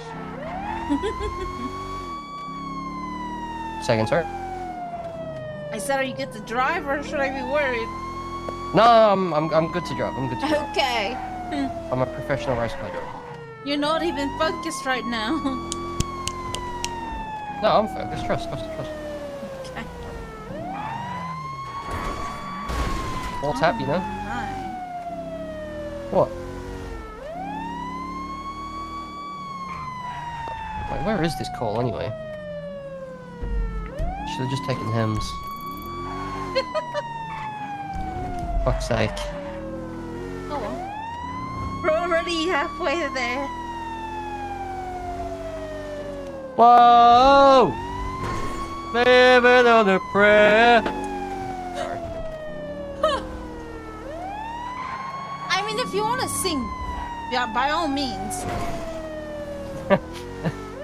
No, that was just like a good song to go with, you Is know? that deer in the middle of the road?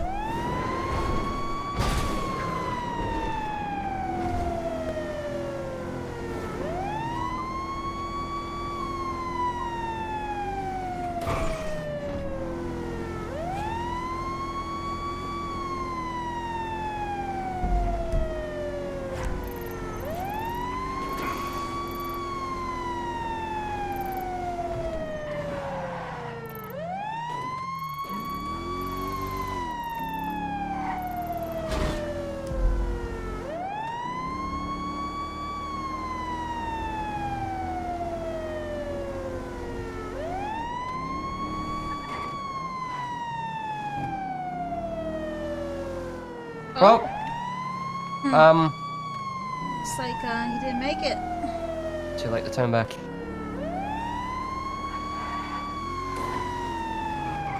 I am not turning back. I am grabbing hems and flying.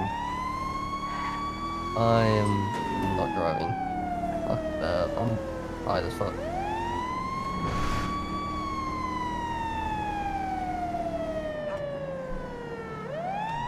Nah, we were so close too. Surely you heard the sirens.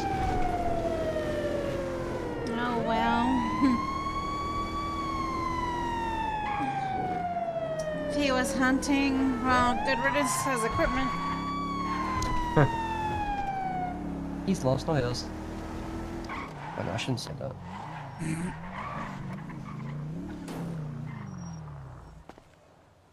To the helicopter. To the bed!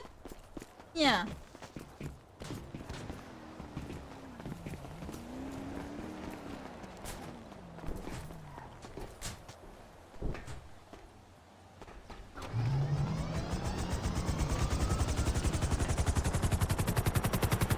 Jesus, that was a holy.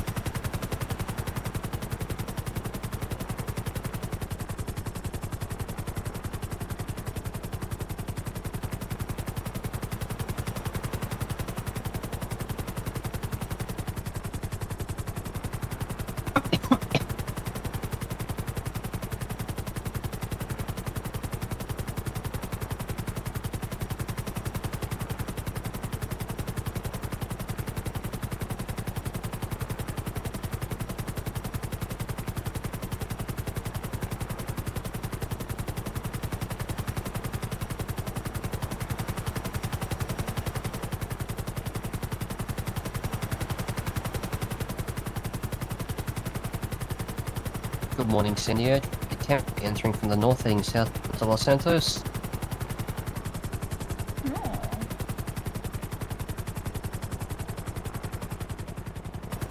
This is not like cloudy, rainy like 2 days ago.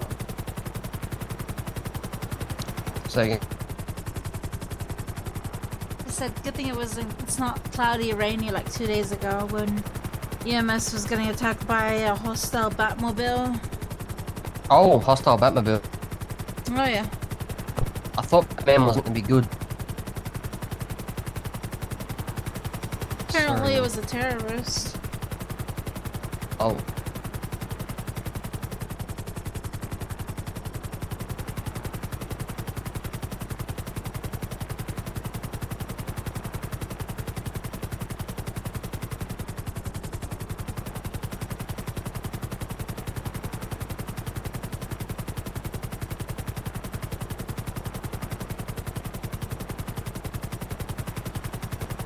Good morning, Los Santos air traffic. I'm entering from the north heading at Pillbox.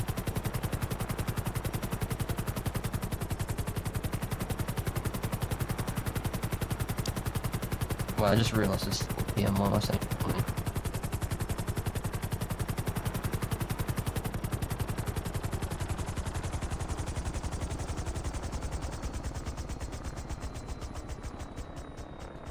Hello? Oh. We're good, we're good, we're good, we're good.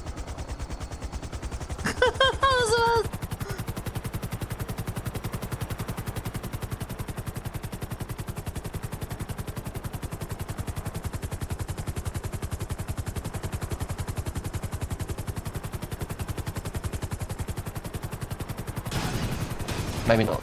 Oh my god. For a second there, my heart skipped. It's fine. We survived.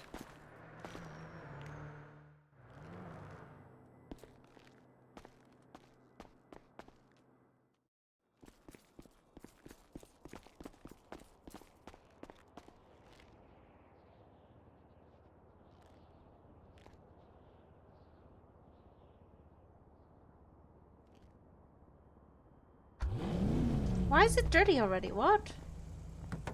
Why am I going to the back? It's Right. clean. No, it looks dirty. It's clean for me. Okay.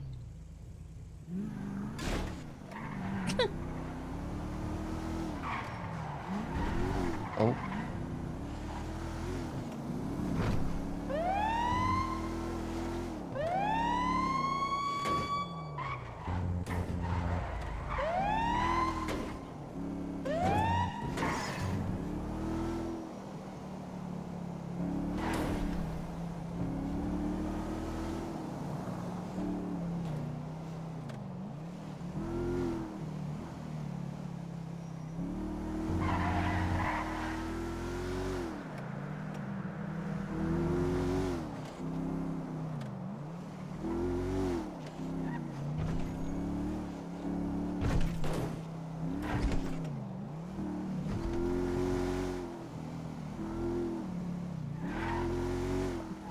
quickly transfer money to a friend of mine. Dang, are you getting blackmailed? No.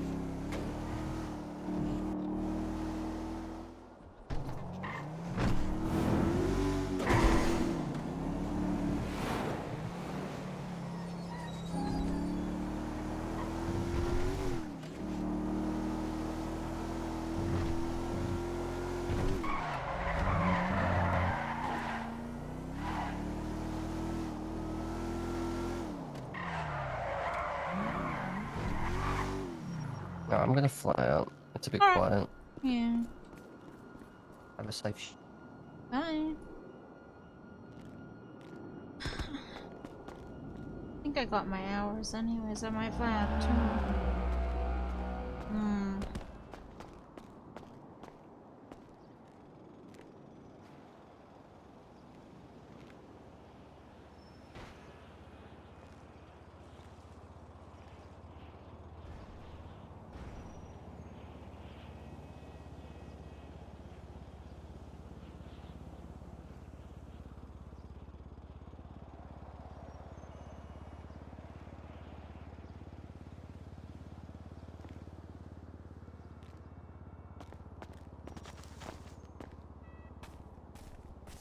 Alright.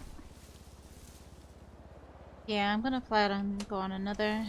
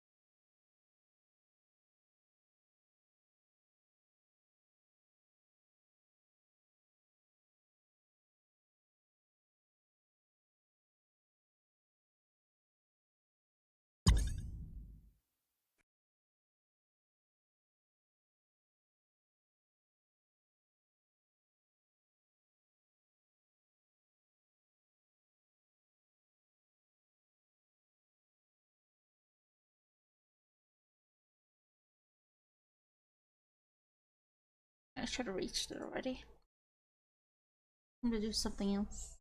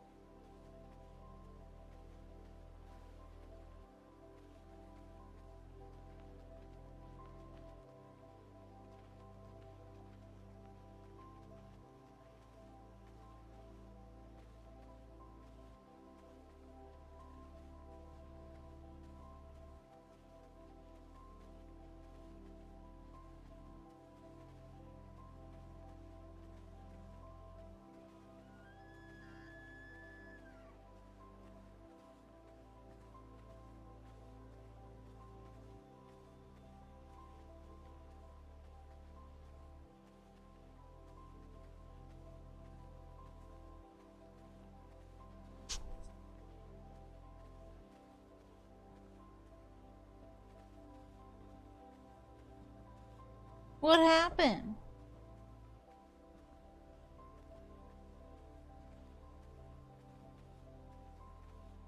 Does Bonk have a ragdoll a ragdoll business? What? Is he selling ragdolls? Or is that some metaphor for something? I don't know.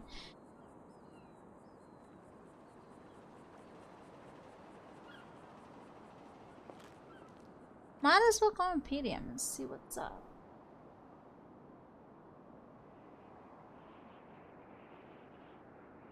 Wait, can ragdoll be shot? Wait, what does that mean? What's ragdoll? Like in what way?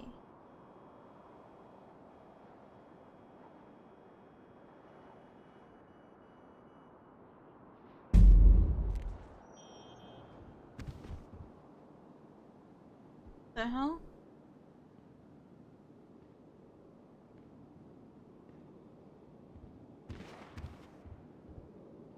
Oh, now it does? Oh, that must be funny to watch.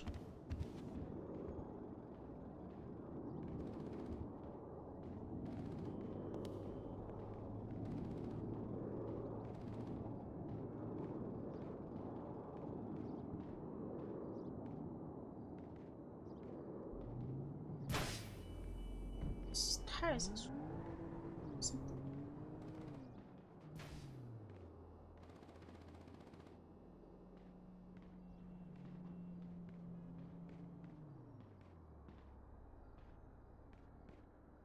I might as well get my car first before I add this. He's a real boy. It's funny.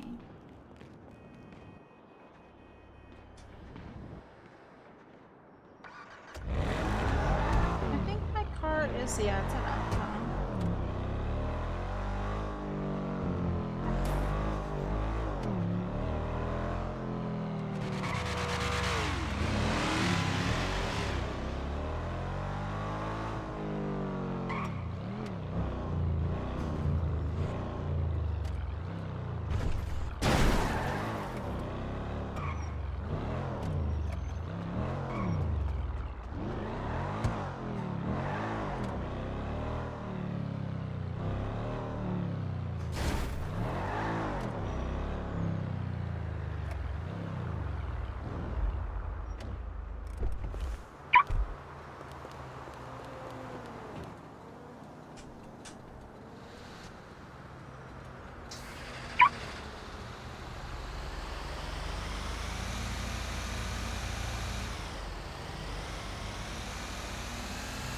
Oh, great.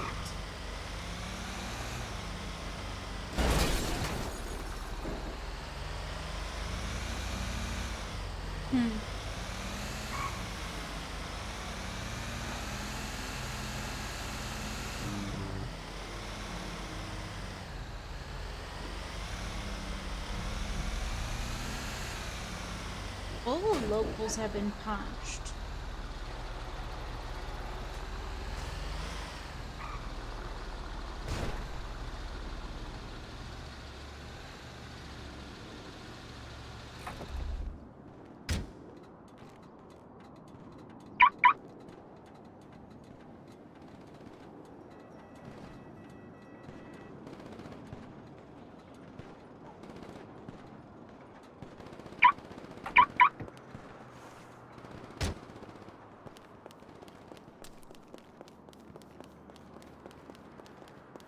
Oh, what? Now there's someone here.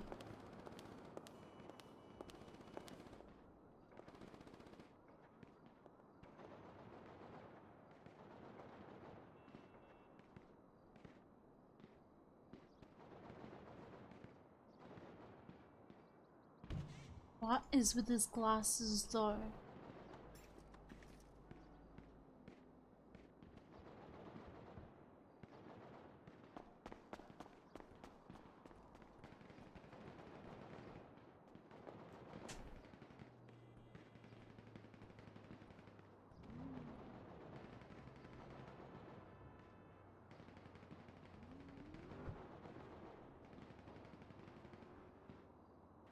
28.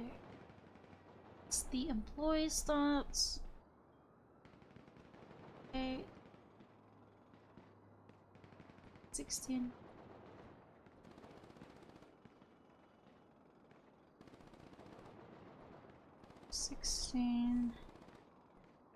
Two. 16.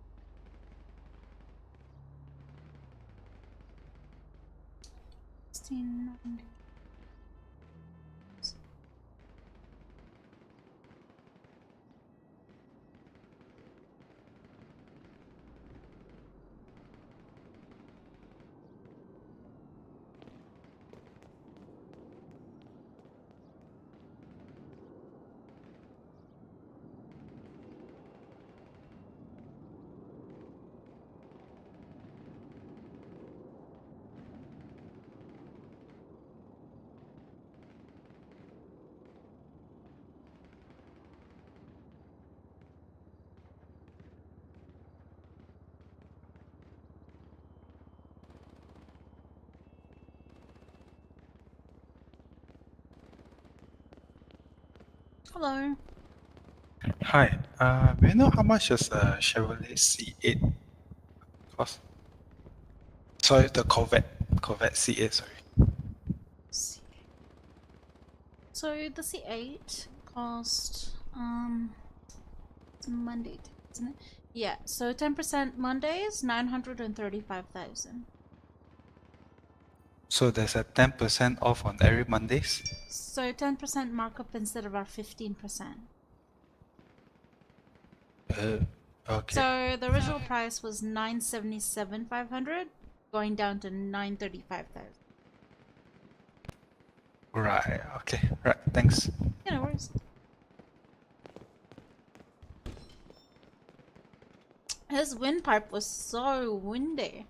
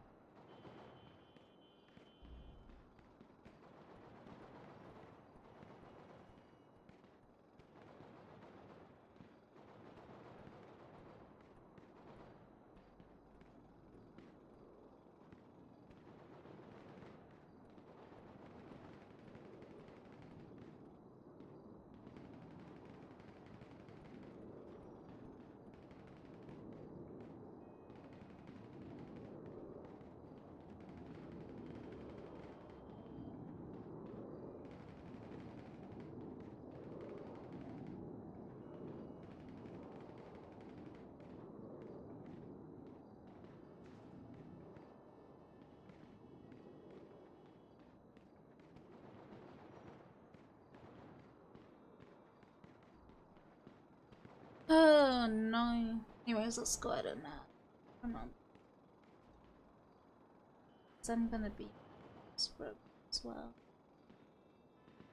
I think I had geography class right after. His hands gripped the steering wheel, and he glanced in the rearview mirror, and the little girl is just smiling at him, telling him what happened as if, because she's a kid. How old are these students? Like, so, okay, so this is from elementary to high school, this boarding school, because it's a school for the disabled. It's not like really a high school. Yeah, yeah. So I think she was like 10. Wow. Yeah. Of course, she has no idea that this is wrong. Nobody taught her that, and that's not her fault, right? And she's just smiling, telling this story because she's that young. He didn't want to push her too much. He was worried that he would cause her to close up or think that she was in trouble. So he tried to keep his tone light. Oh, a teacher touched you? Where? In my pants, like near my potty parts. Oh my god. The little girl got distracted with her friends, and that night the bus driver went home and he was pacing his living room. Sometimes you want to scream like, okay, well, bus driver, do something, right? But I had to keep reminding myself that this is a completely different time from today. There was no social media. There was really no police that cared unless there was social media pressuring them to care. And the media didn't care unless they were guaranteed clicks. Who was this bus driver to go up against an entire school accusing one of the teachers that he didn't even know which one of And I wonder, abuse?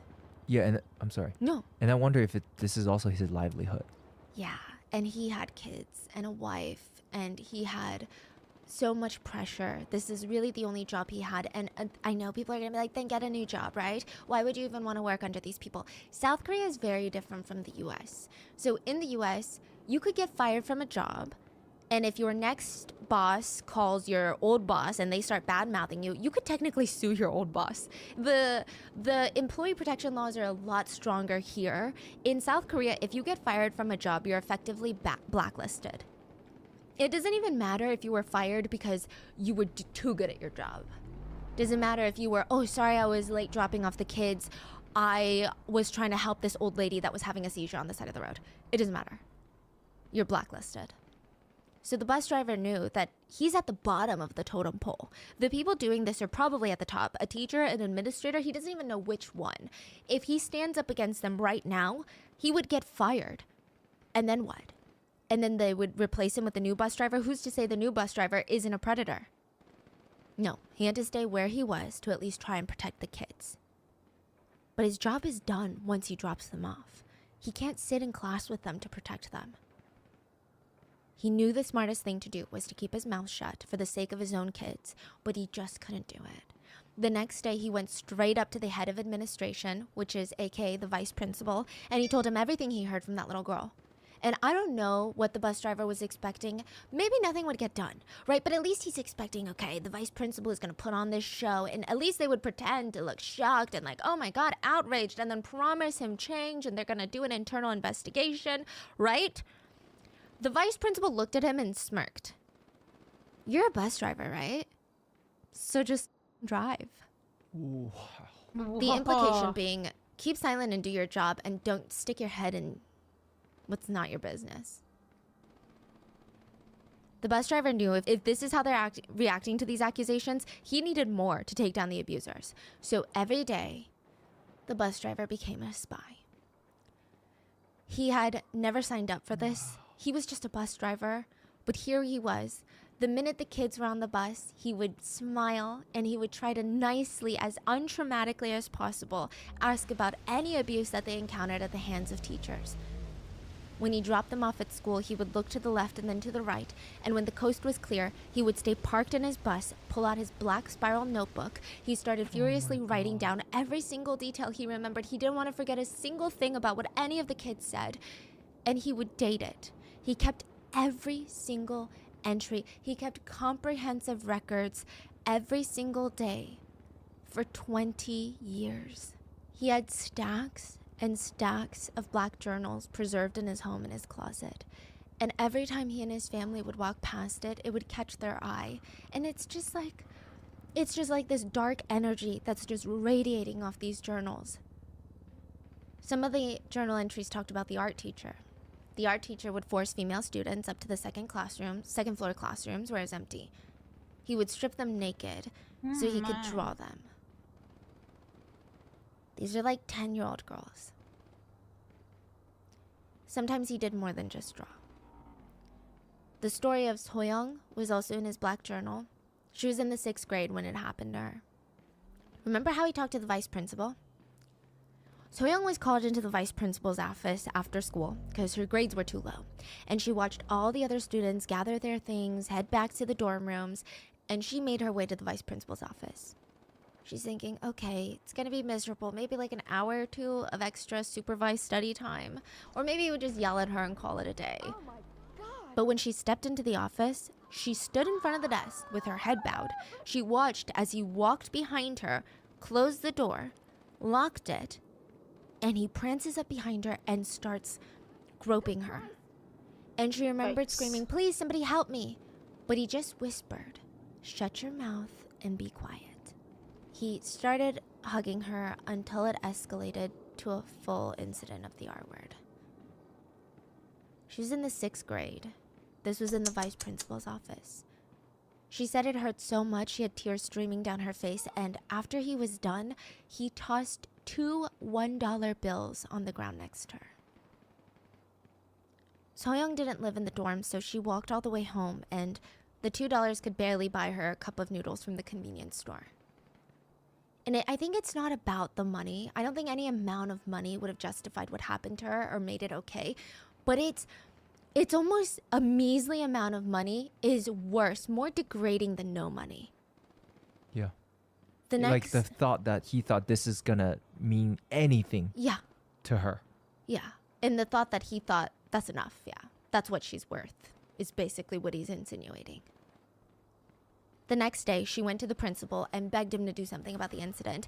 And she's like, please, this is what happened with the vice principal. You're his boss. You're the principal. This is what he did to me.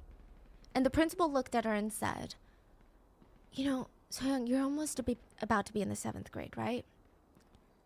That's what becoming an adult is. You need to try and be the bigger person and show him some grace and just forgive him just this once.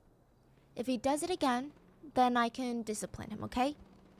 But how about you learn to be an adult and learn some forgiveness? Soyoung was R-worded 3 or 4 more times during her time at Inwa boarding school. The stories in these journals were terrifying, and the bus driver didn't stop trying. It's not like he just sat there day in, day out, writing down the most horrific accounts of abuse and going home and doing nothing.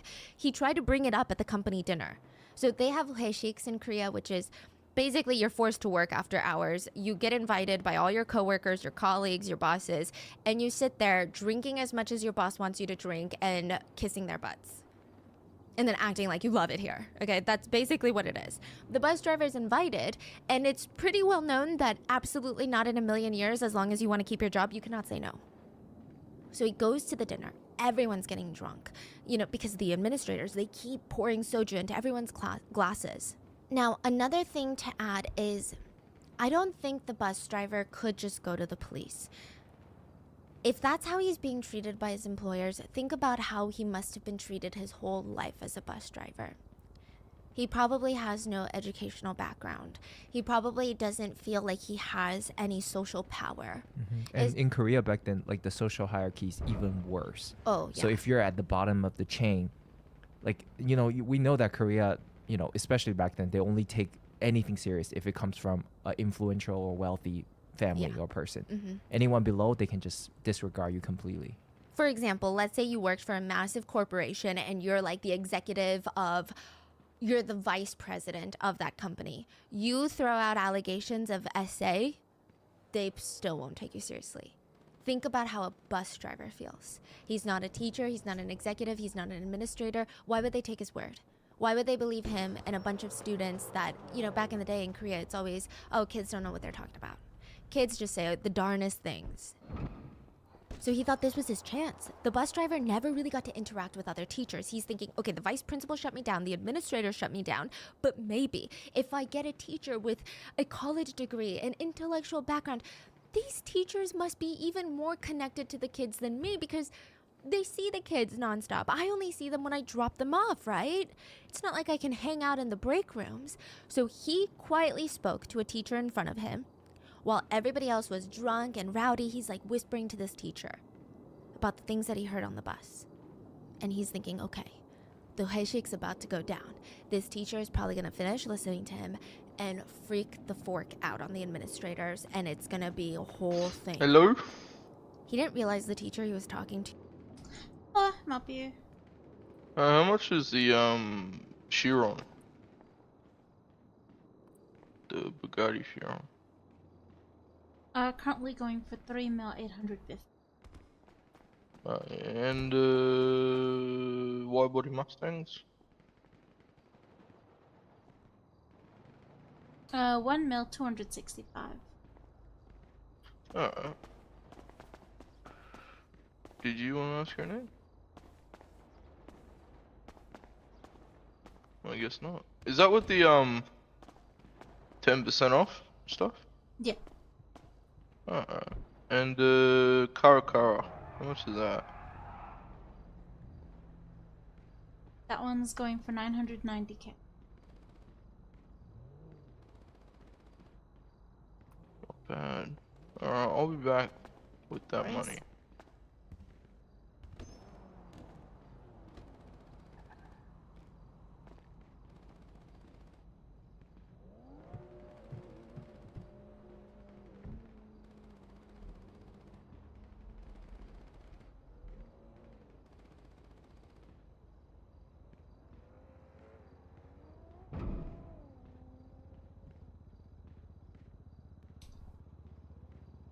Two was one of the molesters.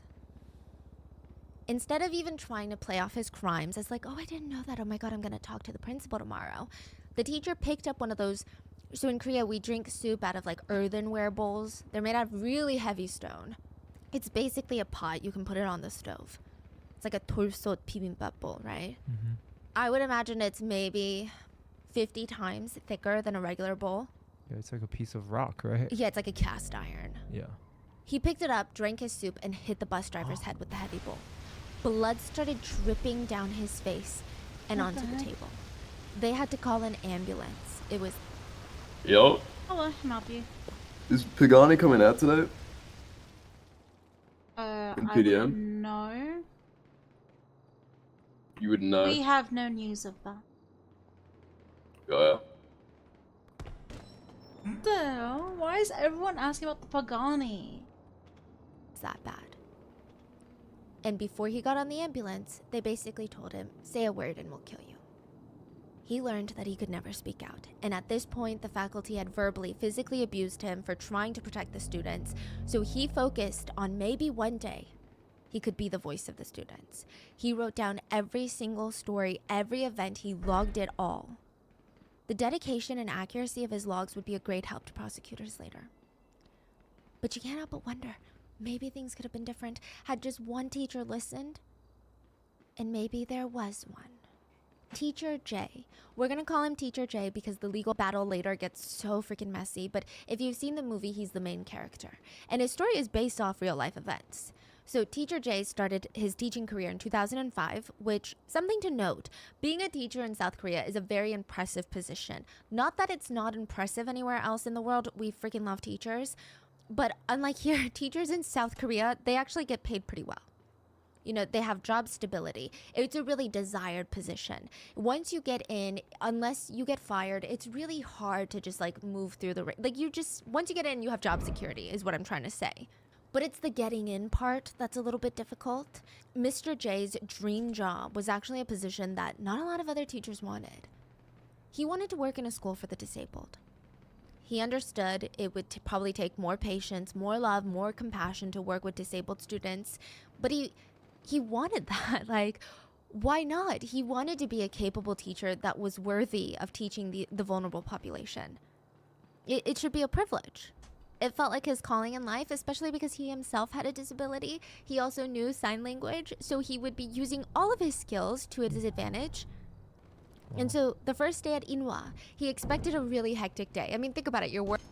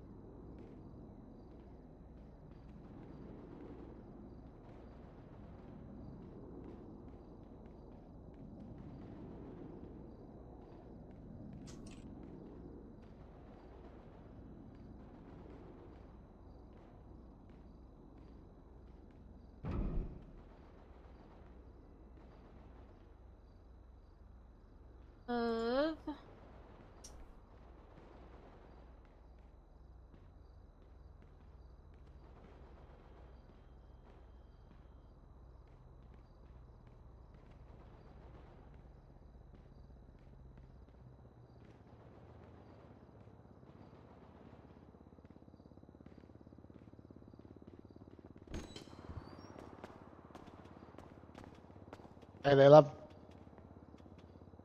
Hi, I'm help you. I was just wondering how much the KTMX 550, I think it is, or 530 is. EXC 530. Yeah, that one I think. Yeah, that one is 275,000. 275. That's the orange one, eh? Yeah, the KTM. That's the best dirt bike, isn't it? That will be the SXF 450. F450. SXF 450? Oh, how much is that one? That one is 814,000. Oh, fuck. I'll have to have a look. XF450, you said? The SXF 450 is. Okay, thank you.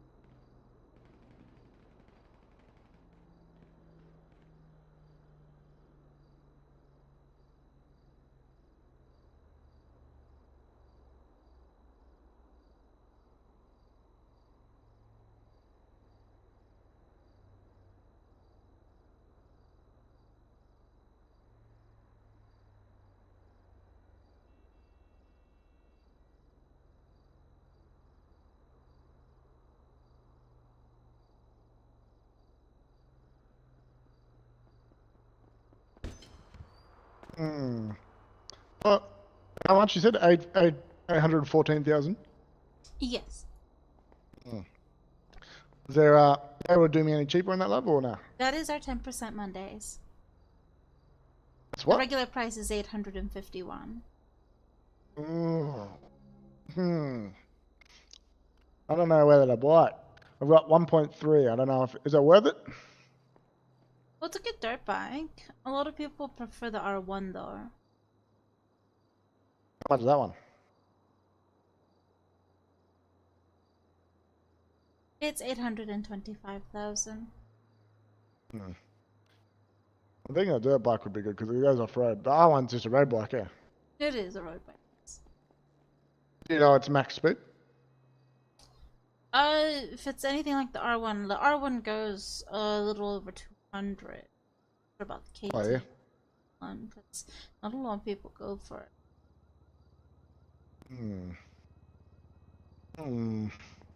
How much is it to max 20 it? I'm counting probably around the 200 mark. I don't know whether to do it, love. What do you reckon? It's totally up to you, sir. Oh. Can you bring it down at all for me, or? No, we can only bring out the vehicle from manufacturer once it's paid for. Because we have to pay the manufacturer. No, I mean the price. Can you bring the price down a little bit? That or? is our 10% Monday, sir. It's already down. Even more, you know what I mean? Just for our Willie. Look, take a look at this face, love. Look at this shit. Oh my god. Look at that.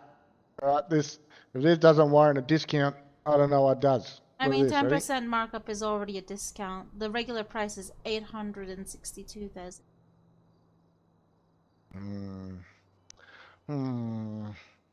Willie's got to do some thinking around here, I think. I know, right?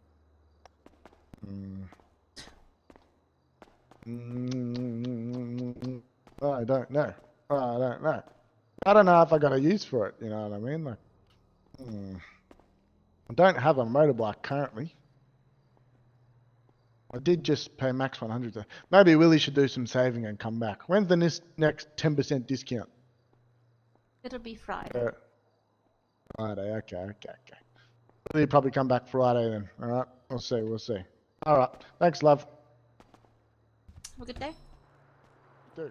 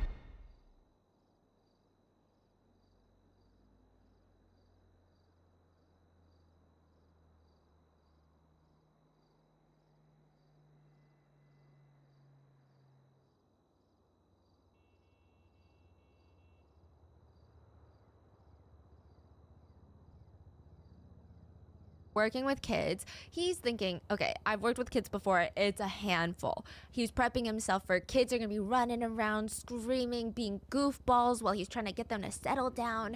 Oh man, after recess, they're gonna have all that adrenaline from running, so then he's gotta, tone it down. He's gonna be running around trying to understand all of his colleagues, which ones are nice, which ones are gonna steal his lunch.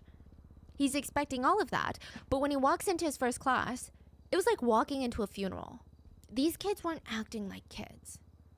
They weren't even just well behaved. They kind of looked like they wanted to melt into the wall. Like they were trying to be invisible. None of them even wanted to be seen by him. It was weird. At first he thought, okay, well maybe I'm new here. Maybe they need to learn that they can trust me, right? But then the surprises just kept coming. Mr. J was shocked to find out that in the school that was quite literally built for the deaf and mute, he was the only one in the faculty on his floor that knew sign language. Okay, you would think because it's a state-funded program, the government pays for this school. For boarding school with students with varying levels of oral and auditory capabilities, the bare minimum requirement for teachers would be that they know sign language so they can, I don't know, teach the kids, communicate with the kids. Another thing was Mr. J got to go home after classes. So most of the teachers, they didn't live at the school. But most of the students did. They never left, not even on weekends. And yet so much of the faculty didn't know sign language. Like, what if a student had emergency in the middle of the weekend? How could they communicate with people that don't know sign language? And so many of them were sitting in the classrooms with bruises peeking out from under their shirts. Had this not been a boarding school, he might have assumed that the students were being abused at home. But they were here, in the school, all the time. Okay, maybe they're so calm because they play really rough at recess and they let out all their energy, right? He's trying to rationalize all these different explanations in his mind. And very quickly, there was just something that he couldn't ignore. A parent rushed into his class one day fuming. My son said one of the female students at this school is being molested by a teacher. Mr. J's eyes are bulging out of his head. I'm sorry, what did you just say? I asked my son if he was sure, and he said that he was positive. He speaks sign language, and I know that you are one of the teachers that do, so I need you to talk to him. I want that teacher punished. Mr. J brought in the parent's son, and the three sat down, and Mr. J asked, okay, tell me what happened. It's okay. Did your friend get touched in places strangers shouldn't touch her? The student looked terrified, and his eyes were wide, and he slowly nodded yes. And then he rolled up his sleeves and there was bruising all up and down his arms. He glanced around, because, in South Korea, I don't know if you guys can picture the classrooms, but there's these giant windows. It's not like America where it's like concrete walls and then a door with a window. There's like giant windows into the hallway. If you watch a K-drama of high school, you know. Yeah. So he's making sure that there's no teacher walking by, no administrators, and he keeps his hands as close to his body as he can, and in the smallest motions possible, he's quickly signing. It's almost like he's hiding. I'm not the only one. Mr. J watched as this student, this little child, was signing as fast as he could, just listing off the most horrific abuse that Mr. J had ever heard of. His eyes were watering, but he can't even look away. He had to listen to every single thing that this student had to say. And the student continued, I'm not the only one with the bruises. The teachers always beat us, and it doesn't matter what they do, they'll beat us. My friend wasn't the only one that was touched by teachers either. There's a lot more. The others. Why didn't you guys ask for help? Why didn't anyone say anything? We tried. Every time we asked teachers for help, we just got sent away or punished even more. If any of us tried telling people outside the school, they would beat us, or they would try and touch us. How did you find that your friend was... She was walking weird, and I asked her if she was sick. But she told me that she was R-worded. A man with glasses R-worded her, and I was so surprised. Mr. J got up and went to grab the friend that this kid was referring to, and let's call her Yujin. Yujin was only 10 years old, and because both of her parents lived with mental disabilities, her parents thought that the best thing that they could ever do for their kid was to send her to this boarding school. These are not parents that didn't want her. These are not parents that are like, I'm so busy with work, I don't want to spend the weekends with you.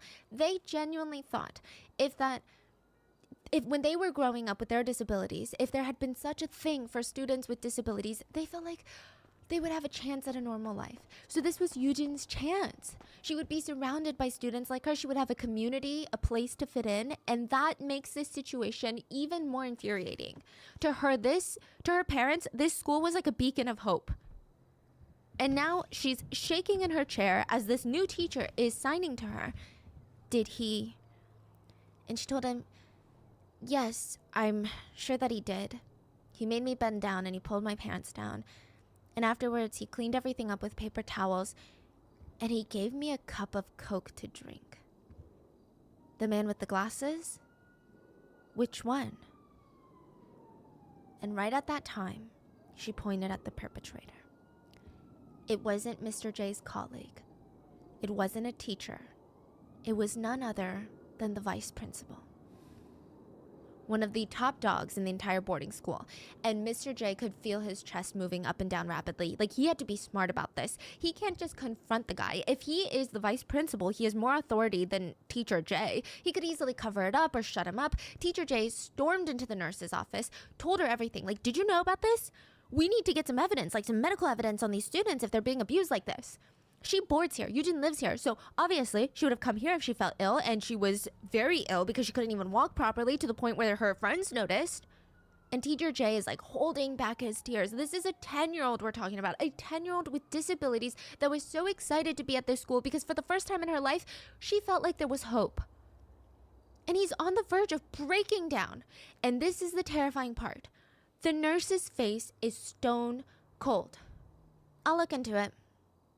What? What do you mean you'll look into it? I said I'll look into it, Teacher J. And that was that. The tone, the dismissal. I mean, honestly, it felt like the nurse was dismissing all concerns and probably knew what was going on.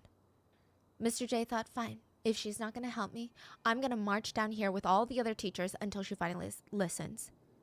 When he told a few of the other teachers on his floor, they all avoided eye contact and they were glancing at the walls. I mean, how are you guys okay with this? Did you not hear me? Do I need to repeat myself? One of them sheepishly responded, yeah, but what can we do about it, right? Mr. J feels like he's losing his freaking mind. Why is he the only one shocked at what's going on? Why does it feel like everyone is gaslighting him into believing that this happens at every school? It all goes back to the Inwa Mafia. That's what everyone calls it. So let me give you the rundown on the Inwa boarding school. Even though this is a state government funded program, it was run like straight up like a mafia. That's what the press would later dub the administrators of this school, the Inwa Mafia. At the top of the food chain is the Inwa family. One family runs the entire school. Wow. The dad of the family is the chairman. Whoa, the it's a wife, the mom of chain? the family, is the co-chairman. The first son is the principal. The second son is the vice principal. The third son is the art teacher that likes to draw nude photos. Their niece is the director of student affairs. Their brother-in-law is this. Everyone at the top that's not a regular schmegular teacher was part of the family. That's why they feel like they can do whatever. And Yeah. nobody can even say a thing. Not a thing. The family ran the school. There was no checks and balances because, sure, if the head of administration does something wrong, you can report it to the principal. But would you still report it if you knew they were brothers? Probably not. Okay, but what if the teachers got together to protest what's going on? Korea itself has a hierarchical society, has a hierarchy, like just embedded into society. And it's very different from the US where technically you have a hierarchy. You're like, okay, there's a manager, there's an assistant manager, there's the employee. It's nearly impossible to speak out against your boss. So what happens is a lot of Korean companies don't like to hire people that disrupt business. Even if you're doing the right thing, if it's disrupting business, you're not a good employee. Mm-hmm. Bringing up allegations of abuse has often been considered making waves, which is crazy. Okay, I'm not saying this is proper or right. I'm giving you context. This is crazy, okay?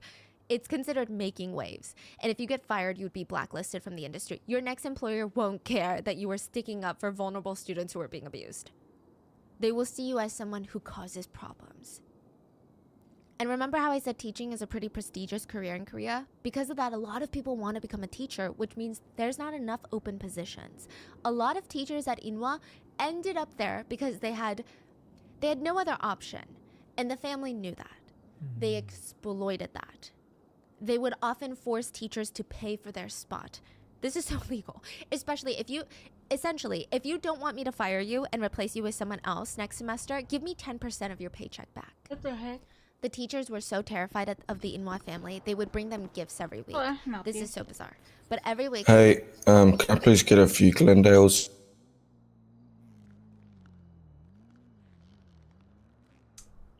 Specifically... As many as you want.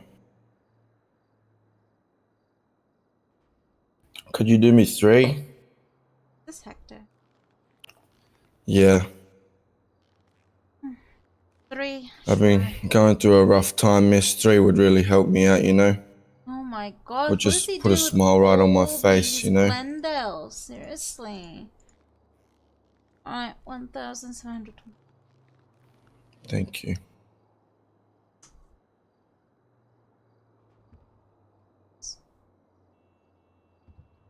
All he buys is Glendale.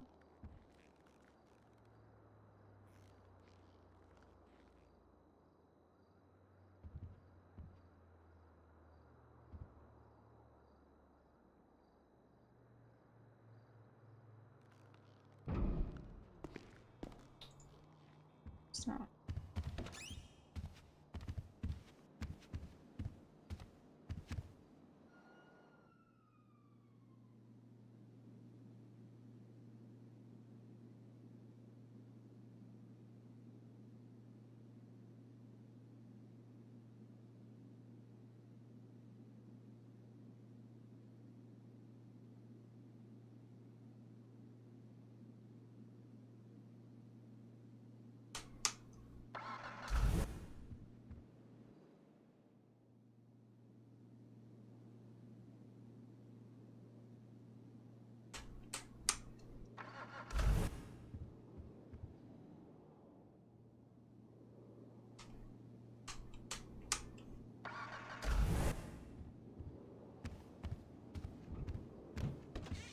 Come to the back.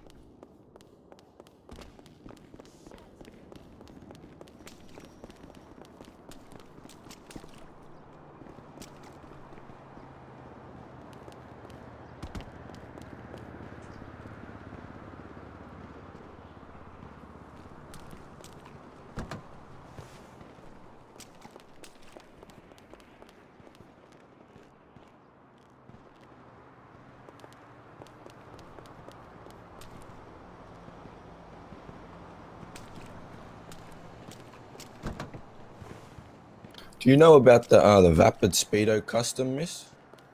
It's like a van, goes off-road, holds 750 kgs, has different liveries like bug stars, power, water, Yeah. EMA. Are they limited though? No, we have them in the off-road section. In the off-road section? Yeah. Could I buy one of those as well, please, miss? Yeah, no. Well, how much are they? Can I get 2? Check. Oh, thank you. Going for 121,000.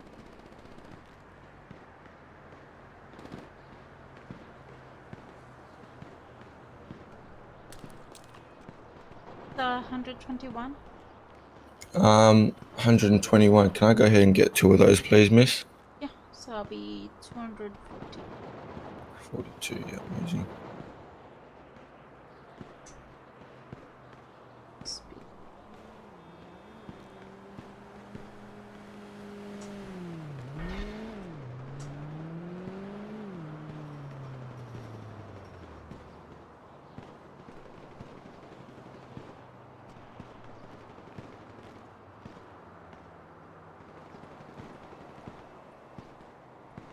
As soon as I grab those keys.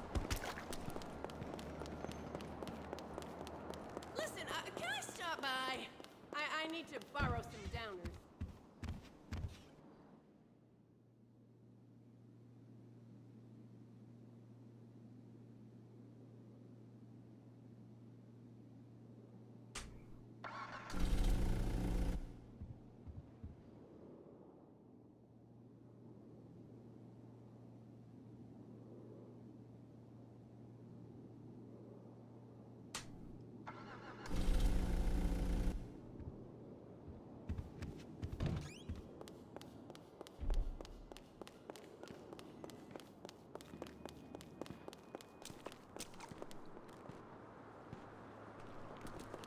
Did you want me to store both of them as well?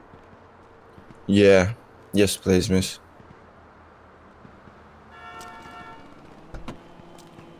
Oh, I don't like that city council paint. Did you want to choose the other one? No, that's alright. I can just change it at Benny's, can't I? Yeah. Yeah, that's alright. Just store it up for me, please.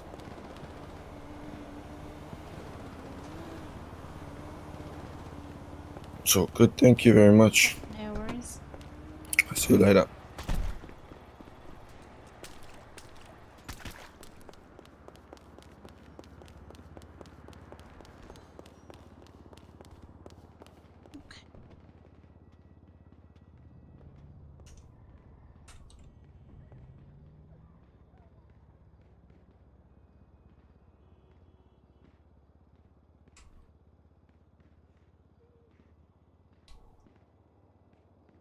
They were expected to bring the family gifts, and if they didn't, their names would be written on the whiteboard in the office room. Kind of like, hey, we know you didn't gift us anything this week, and also we're gonna publicly shame you.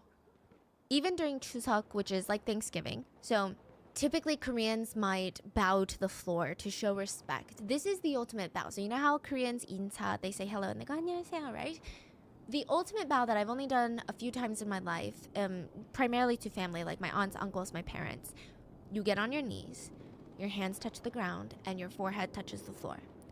This is the ultimate sign of gratitude, respect. Like, you do this for people who have given their lives to raise you. You do this maybe for, if you're religious, right? For people that have genuinely saved you, made you who you are. You don't do this for an employer. The teachers were expected to bow to the family during special holidays.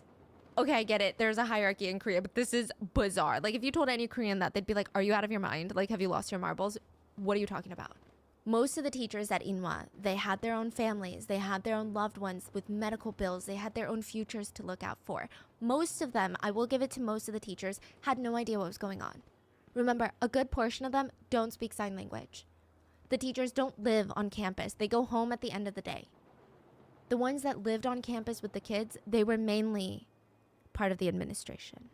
Side note, the family does have their own home, the Inwa family, but I think they took turns and they would have a few different teachers that would stay during the weekends and the nights, but just keep that in mind.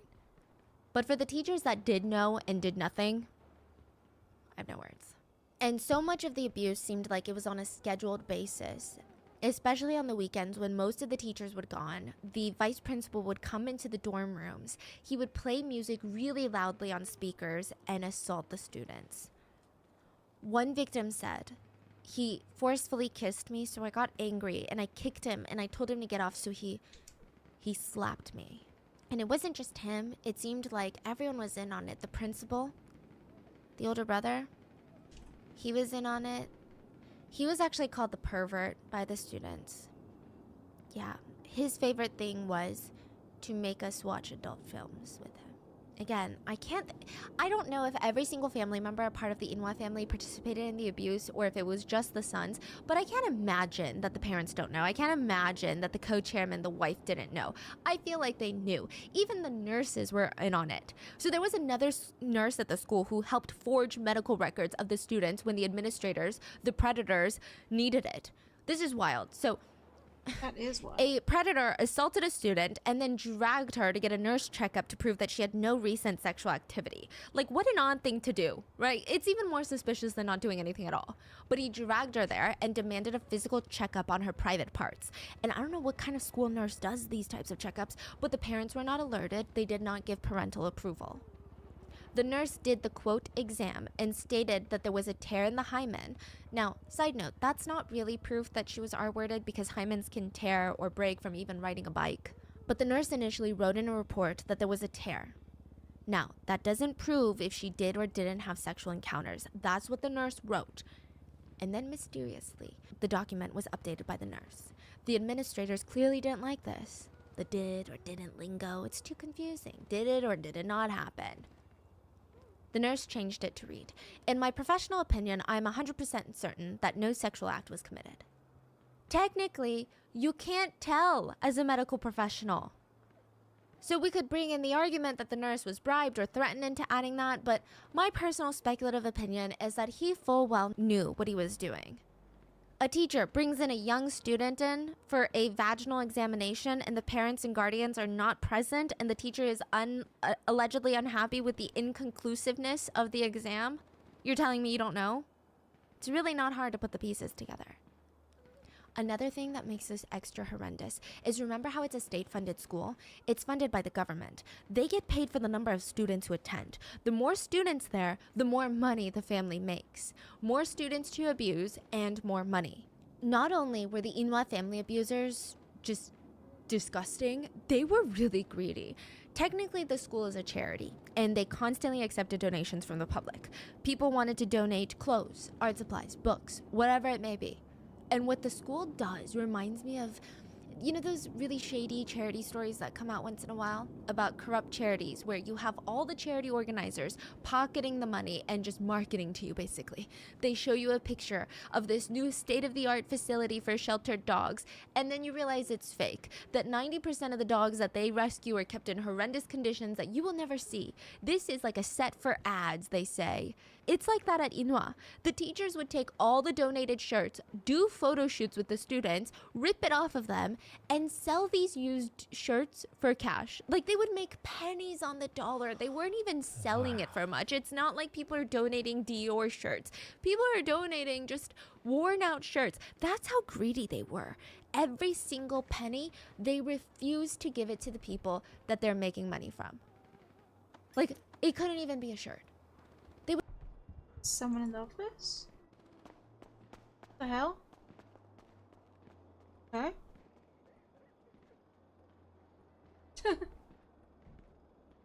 Would even sell art supplies. Used school supplies, like 3-ring binders, they would sell it instead of give it to the students. So the family would do anything to protect their status and their positions. Mr. J was going up against what felt like a mountain as tall as Mount Everest, but he was willing to do anything to protect these kids. He didn't care if nobody stood behind him, if the nurses and the other teachers wouldn't listen.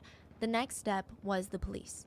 So he went to the local police station after work one day, and the police listened intently as he's telling his story of what he had heard. They listened, but it didn't seem like they were taking any notes. And he questioned, why aren't you guys writing this all down? When he was done, the police doubted if the students could even communicate clearly what did or didn't happen to them. How do you know it's not just miscommunication? What are you saying? Just because some of the students are deaf or mute? Are you serious right now? The police did contact the victim's parents, and they asked the victim's parents to get all the evidence, to go gather all the evidence of the abuse so that they can maybe feel inspired to do their damn jobs. JD? When the parents would try and argue the police should be doing that, how are they going to walk in and look for evidence in a school? The police would casually just state, well, then I think this is a case for the Child Services Department and not us. You should take your complaints there.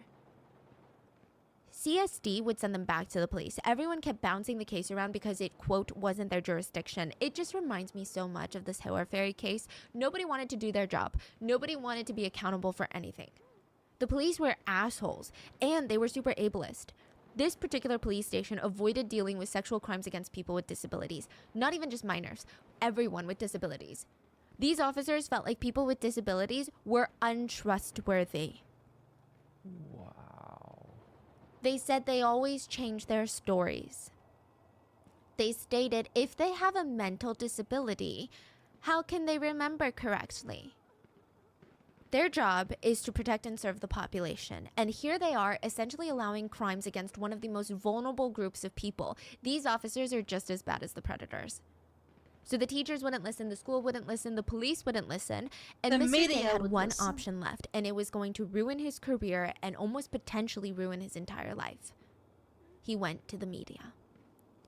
He called the local news, the media outlets. He said he had insider information on one of the biggest child sexual assault scandals inside of a school for disabled students.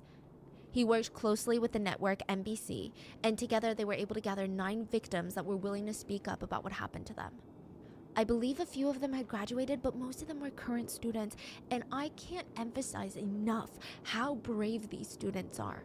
Keep in mind, a lot of these kids live full-time on campus. They all have some degree of a hearing, speaking, or mental impairment, and a good majority of the kids had the mental functioning level of a toddler.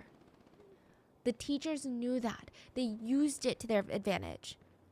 These kids were in the complete control of the authority figures, and they were well aware of this. They were well aware that they had no power. It was them up against an entire school of wealthy, elite people with social power and connections and all the tools available to communicate what they believed happened. And they still agreed to put their lives on the line, essentially. Many of the perpetrators were out in the open once the documentary aired. So NBC aired this whole documentary about all the crimes inside the EMS school. Now, I will say that this documentary wasn't that explosive. People who cared, cared. People who didn't care, didn't care. It's not like the movie. I think if this documentary came out today, it would be a whole thing. But back in the day, people were just like, well, we don't really know, and it's not really our business, and I'm not even from that part of town. How would I know? And can we really go on a crusade? How would we even organize something like that? Many of the perpetrators, their names were out in the open in the documentary for the world to see. And the crazy thing is they had no shame. The vice principal, one of the more heinous abusers inside that entire administration, opened the door to his home for documentary makers and let them into the house. He was wearing nothing but his underwear. He sat down on his living room floor. What the heck? These are just family friends coming over to play poker. He's wearing underwear only? Yeah. So, like, they came over when he wasn't working, and he's like, yeah, come in. He doesn't even go and get changed. He doesn't even, like, tell the intercom, hold on, I gotta go put on some clothes.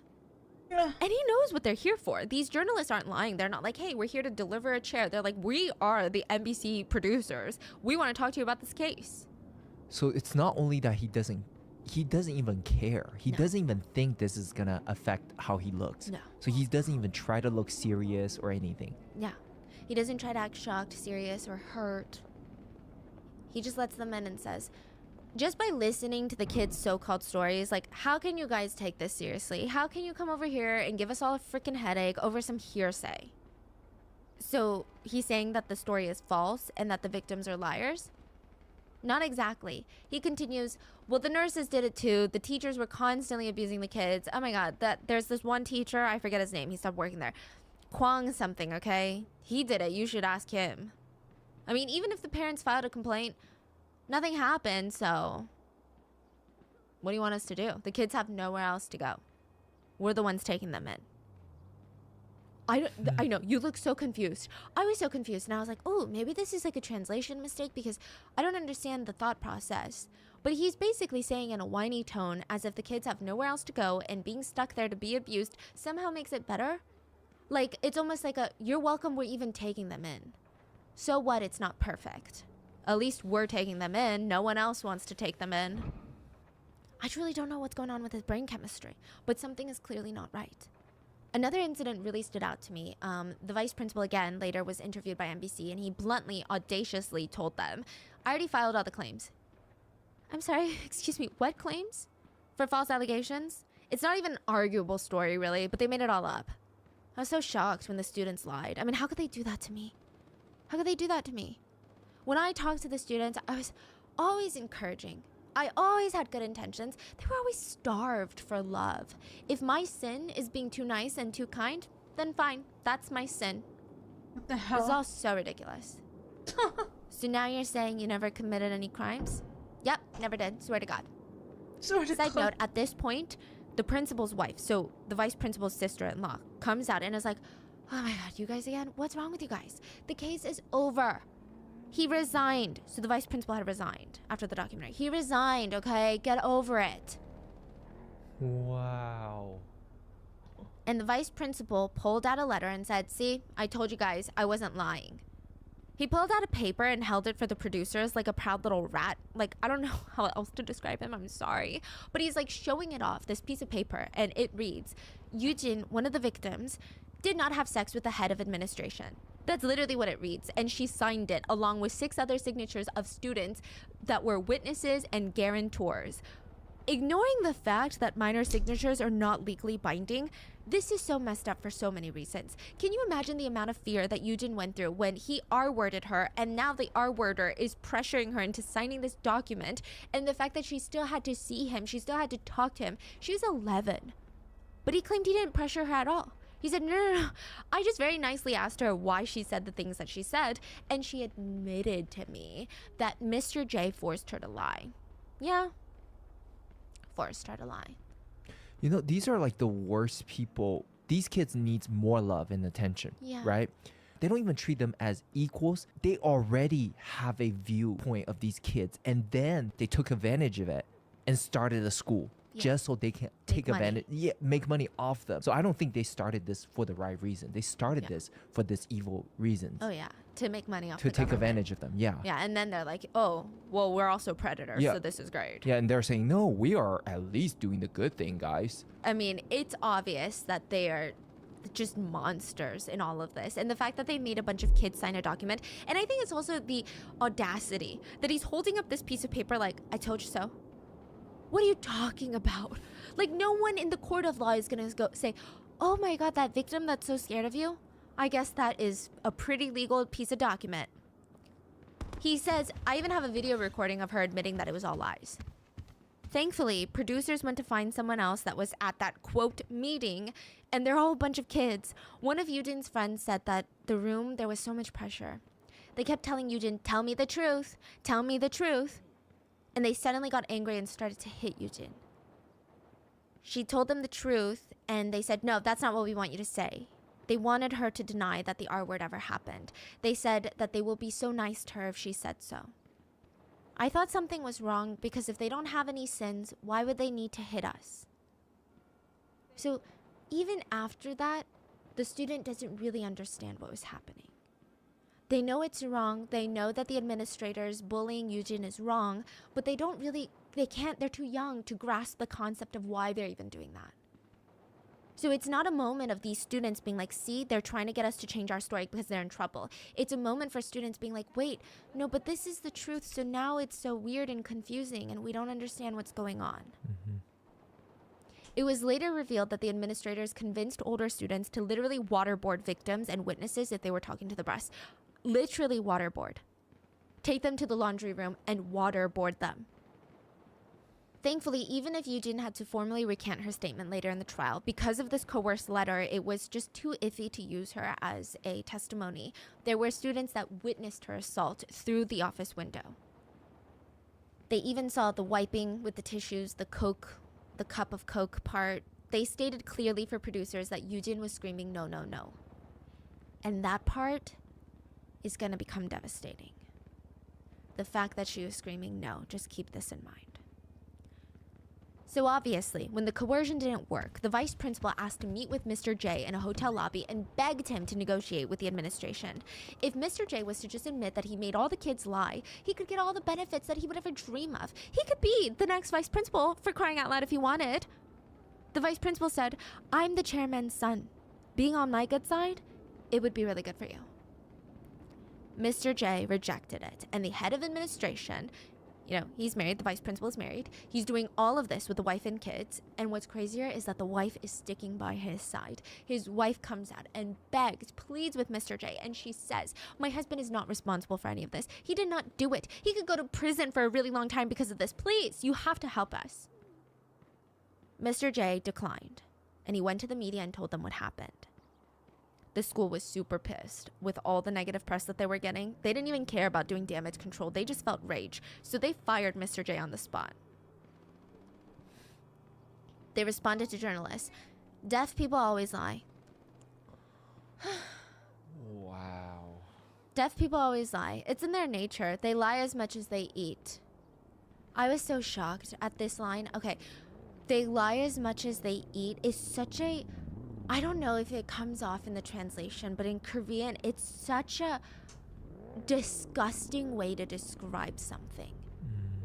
It's like you don't even see them as humans, you see them as like animals.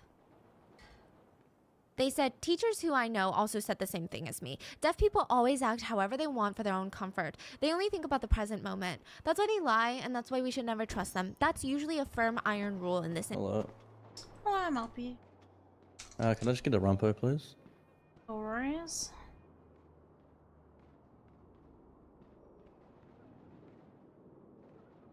Alright, that'll be 26.4.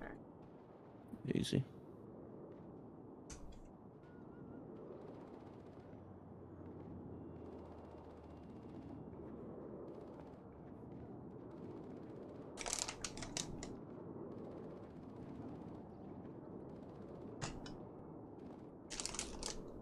Yeah.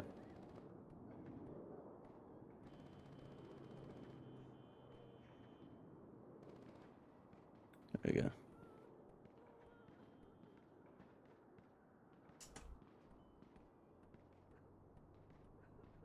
No worries, let me grab your keys. Do you want me to put it away as Easy. well, or would you like to drive out with it? Yeah, if you can store it. Yeah, no worries.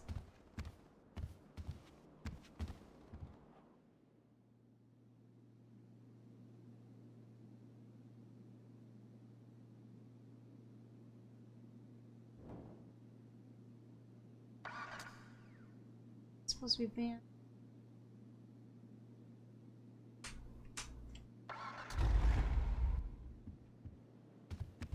You'll just follow me in the back. There we go.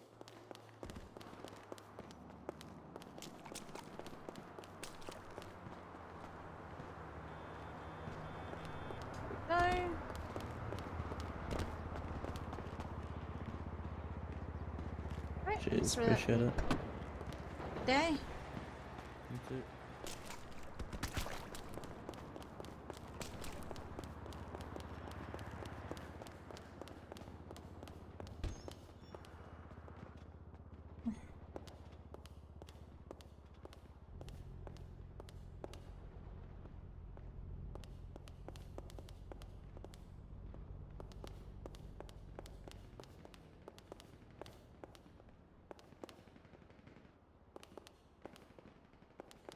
Always in the way.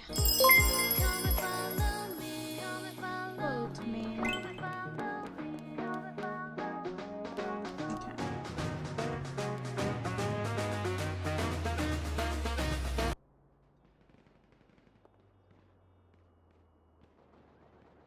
Alright.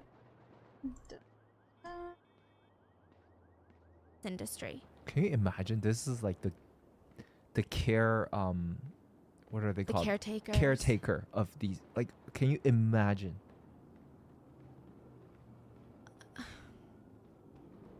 Yeah. What I don't understand is, yeah, I don't know. And how do they even- think it's okay to say that too? That's what I'm saying. And I think, like, okay, I think they are evil, they are monsters, and they did receive a lot of backlash, but whatever the community, whatever bubble they're in, made them feel that was appropriate. So it's not just the person saying it that's wrong. There must be people behind this family that are like, yeah, I totally agree with you. They must have family friends that they go out to eat dinner with and complain about the students that literally are their livelihood. And everyone must say, yeah, you're totally right. I just can't imagine what that community of their friends or those closest. Hello there. G'day. Just looking to bring us some cars. No worries, there's our catalog is in front of the blue counter. If Ah, any- sweet. any inquiries, just ask. Thank you very much. No worries. Cheers.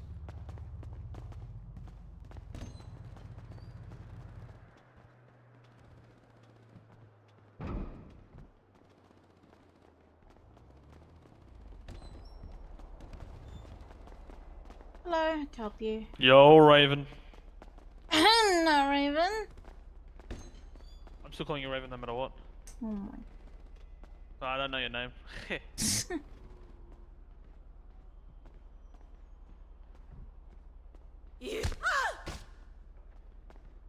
Is it begun? Is that yet? Where is everyone hearing about the Afghanis?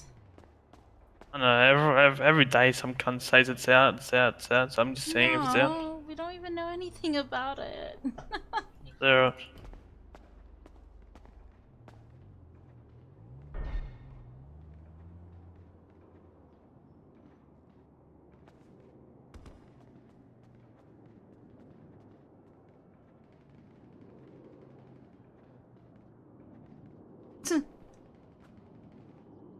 my.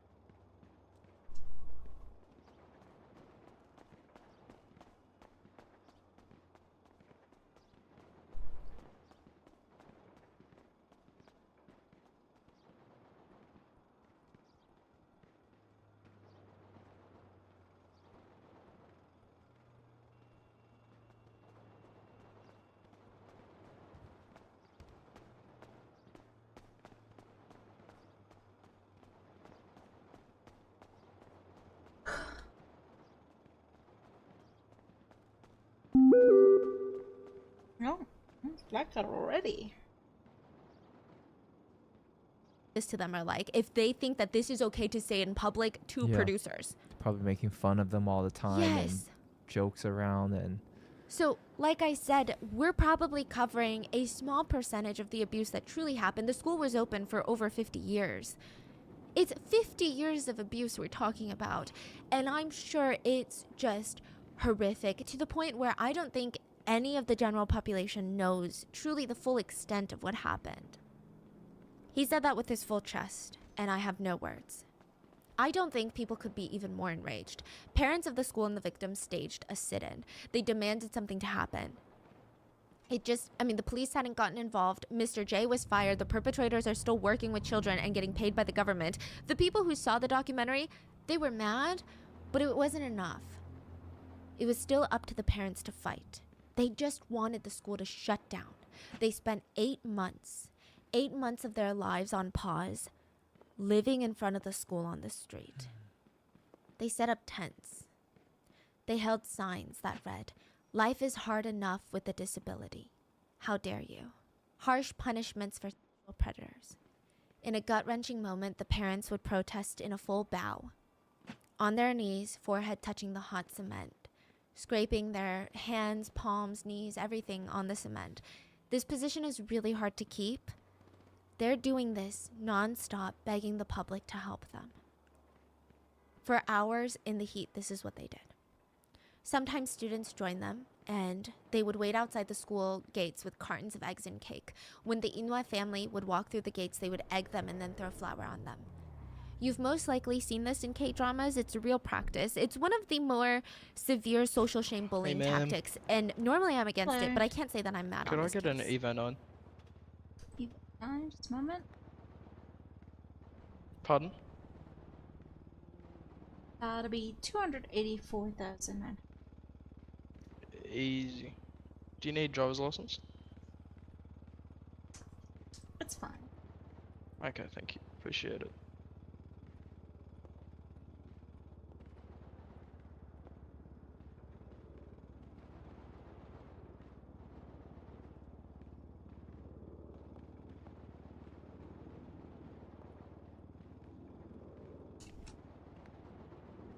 Just a moment as I grab your car, alright?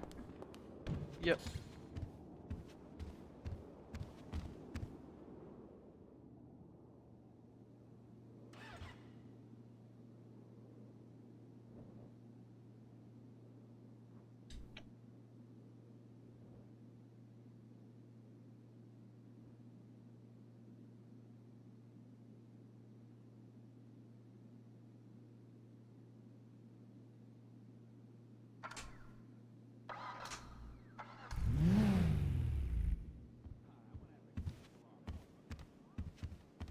Would you like me to put it away or would you like to drop it?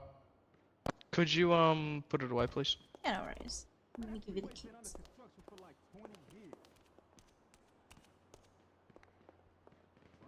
No? I appreciate it. Thank you for that. Yeah, no worries.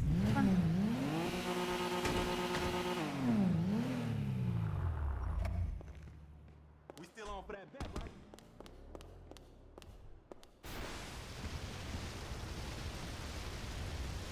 And this is when media turned.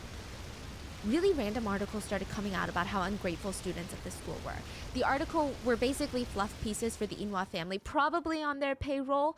They would write things like, I mean, I get it, the students are upset, but this is still a working principle at the end of the day. We need to respect our teachers and elders. What are we teaching society? And they would say things like, this is a school that took them in when nobody else did. Hello? Okay. I really Can I hate get that a sentiment. burrito, please? Yeah, no worries. I'll be through. Oh, good. Send me the invoice. I'll get that one paid.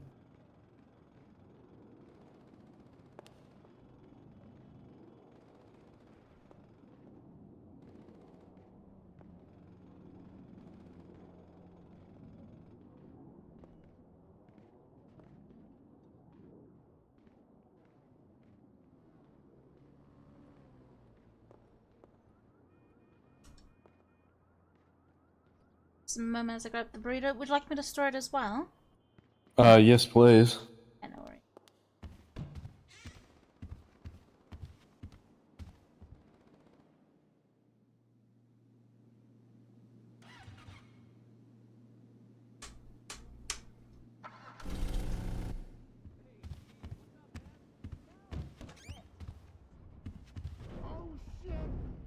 No.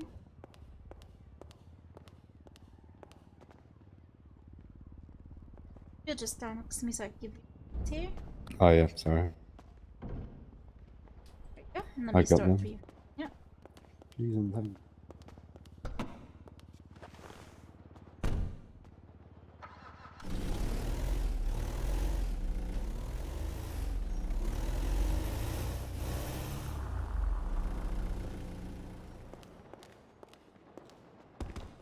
Hi there, do you work here?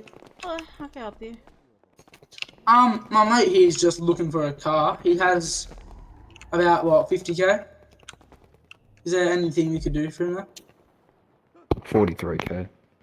You can start off with a Rumble Trail. It's 400 kgs in boot space, goes off-roading, can be used for various jobs. You know, start out. Yeah, do you want that? It's like I'll take him around to look at the cars in the Yeah, no worries. thing. It'll be in the van section. Yeah.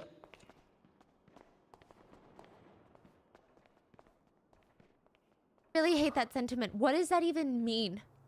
No, they were getting rich off this school. They were getting rich off this school. I'm sure if given the chance, there are so many people who genuinely want to help these students that don't have the proper connections, or maybe they don't even have the proper education and that's why they can't. And because the school was still operating, the principal gathered up all the students that egged him and forced them to write apology letters. This guy wants apology letters for getting egged. Oh yeah. I mean, they were the driest apology letters that I have ever read in the history of my life, which, like, good for them, right? But they would write things like, I'm sorry to the principal for making him uncomfortable. Dear principal, we're sorry that we threw red paint at you. We're sorry that we egged you. From now on, we'll do the right things. The principal was pissed. He started to physically abuse them again. He would line up the students and slap them around and scream, because your parents are out there protesting and doing that weird shit, now you're getting hit in here. Just know that this is because of your parents. No way, they're still inside? Yes. They have nowhere else to go.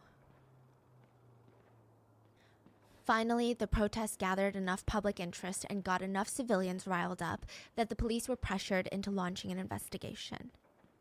After a few months, Korean law enforcement arrested 6 Inwa school administrators and teachers. They were going to court. 9 victims were going to testify. The National Human Rights Center sent representatives to help prepare the victims and go through their trauma. You decided? Nah, I don't think he's gonna get anything today, but Yeah, no worries. What was? Do you have that van here? It's like a The speedo traffic. van? Oh, it's like an imported van. Yeah, It's what like type pretty of tall. van? Are you talking about the Speedo Custom or the one with the 750 kg boot space and has like a Go Postal or Bug Stars? Yeah, I think that one.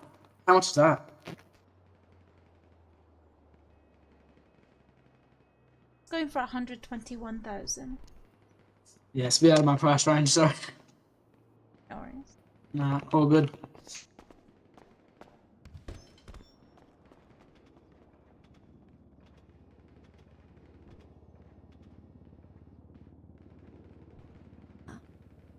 Now, trial number 1, there were a lot of rough details that came out during all of this. Just really rough allegations of abuse. You know, I'm talking watching adult films, forcing them to kiss, and just really nasty, nasty stuff. I mean, most of which we've already covered. All of it is like coming out into the open during the trial in its full gruesome details. Another student, let's call her Sumin, she was one of the girls that would get invited over to the teachers' homes. This is very sick and twisted. So think about how vile the psychology behind these monsters are. The vice principal would want to abuse his student. He does it in the school, but it's not enough. He wants to now bring that student into his home that he shares with his wife and kids. He forces that student to eat dinner with his whole family while he tells his wife about how good of a student Sumin is. After dinner, the teacher, the vice principal, suggests that his wife and kids go run some quick errands while he and Sumin go over some practice tests. He then assaults the student in his own home. I feel like there's some sick psychology behind that. Yeah. Like the risk it would take to even bring the students home and the whole dinner. Like, it's so sick and twisted to me. Like, what are you getting out of it? It's like something is wrong with you. Yeah. Because he's getting something out of it. And it didn't just happen once. It happened multiple times to Sumin alone. And I can't imagine that she was the only one that this vice principal did this to. If the girl refused to go to his house, he would beat her and R-word her in the school for retaliation. So there was no winning. Speaking of retaliation, those who ever looked like they would think about talking about the abuse, they were beaten to a pulp. The physical abuse in this school alone would have warranted a trial. There is some photo evidence of it. I'm not going to show it because these, again, are a lot of it would happen on the bottoms, like the butt, right, of, and they're minors, so I'm not going to show that, but there's a it's just, there's no part that looks like skin anymore. It's just blue, deep purple, like yellow, but not in like the yellow undertone, like the bruising yellow. It looks like it was done with some sort of long cane. So many of the parents of the victims actually knew about all of this, but they themselves struggled with mental or physical disabilities, and they knew that the police would never believe them because they weren't able-bodied. So they felt like their best way to protect their child was to help them feel better and would teach them how not to cause trouble. And what's so sad is, and I think like these parents are always teaching these kids how not to be a burden to able-bodied people. And that kind of mindset is so heartbreaking because, like, that's not how we should think at all. One victim's grandmother cried out, "How can intellectual people do this? How do they even dare do something like this?" The perpetrators were intellectual people. My granddaughter is deaf and she cannot speak a word. How can he do that to her? Do they feel no pity towards her? If there were no laws, I would find the perpetrator and tear them apart with my own two hands. She is a kid who cannot even speak. Do you remember Hoyong at the beginning of this story? She was assaulted and then given $2. She would tell the principal what happened and he ignored her, right? She ended up graduating and tried to move on with her life. She got married, had a child. And she said every day all she thought about was the abuse. Even with her husband, she said it wasn't until the trial that she told him what actually happened. She was so worried that he would feel ashamed of her. She thought that he'd be upset with her. And she was so scared. And thankfully he was a normal, morally upstanding person. He held her hand, he listened to her, and when she was done, his face was soaking wet with tears, and he told her, "None of this is your fault. He told That's a reporters, good I was so husband. angry after what I heard. I wanted to wipe out all the teachers. I just want to see them one time face to face. During the trial, the defense did some insane things. Their line of questioning towards Hoyoung and another one who also was a victim, grew up, got married, and had a child, the lawyers asked, these are the perpetrator's defense attorneys. They asked, how can you get married and pregnant if you had ever been R-worded? What? I'm sorry, what? Their logic in this was, if a person who is R-worded, they can never fall in love and get pregnant due to the trauma. They believed if someone is truly traumatized sexually, they can never heal from it, and there's no way that they could ever be intimate ever again. Therefore, if the victims got pregnant, there was no way that they were ever R-worded as kids. Another really infuriating detail to note is it's going to be important throughout the trial. Most of the students in the school were using sign language to communicate. And to put it nicely, their sign language education and vocabulary was questionable at best, detrimental at worst. Many of the teachers in the school didn't even know sign language. How do you expect the students to learn? I mean, regardless of the case or not, that is so devastating that they aren't even taught the ways to express their emotions.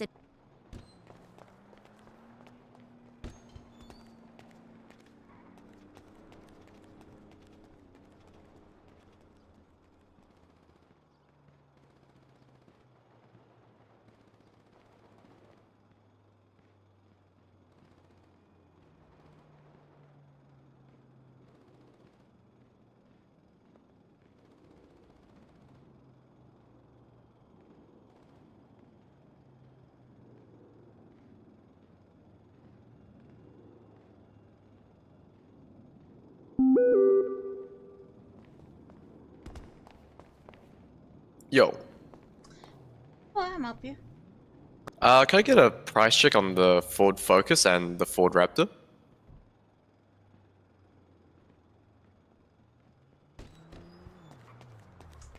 So the Ford Focus currently going for 748,000, and for the Raptor is 550,000. Alright, sweet. I'll also think about it. No worries. Thanks.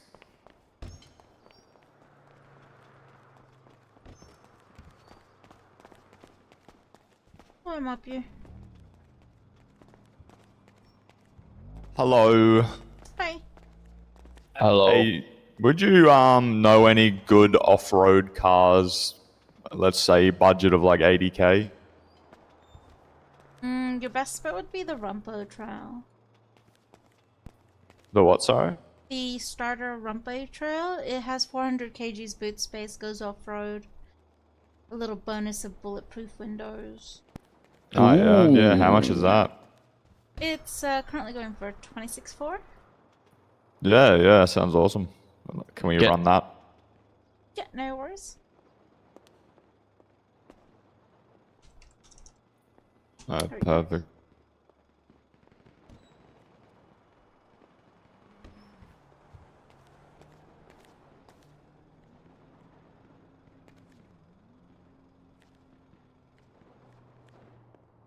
Did you get the invoice?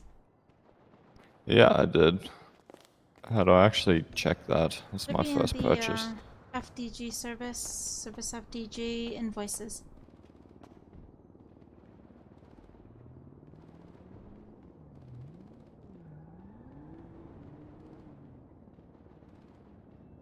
There we go. Alright, just a moment as I grab your keys. Who's that?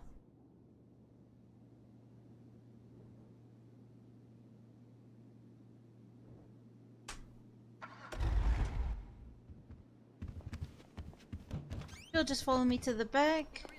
Sweet.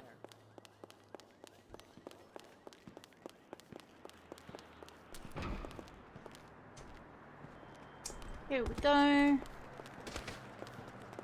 Oh, sweet. Perfect. I got all yours. Did you want me to put it Thank away, or you. would you like to drive out with it today? Nah, might just drive out with it No now. worries. Enjoy. Alright, thanks for your help.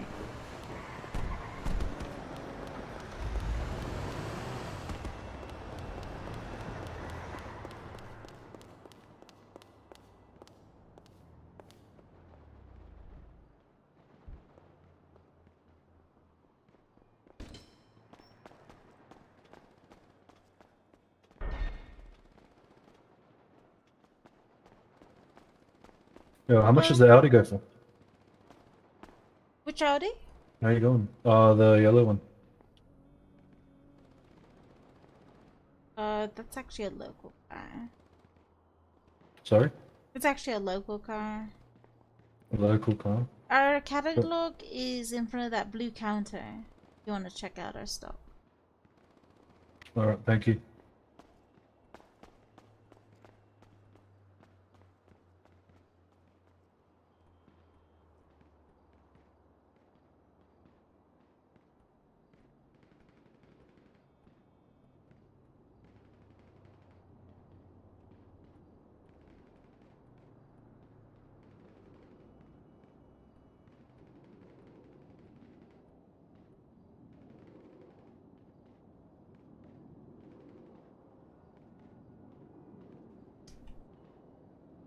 And feelings like most people can.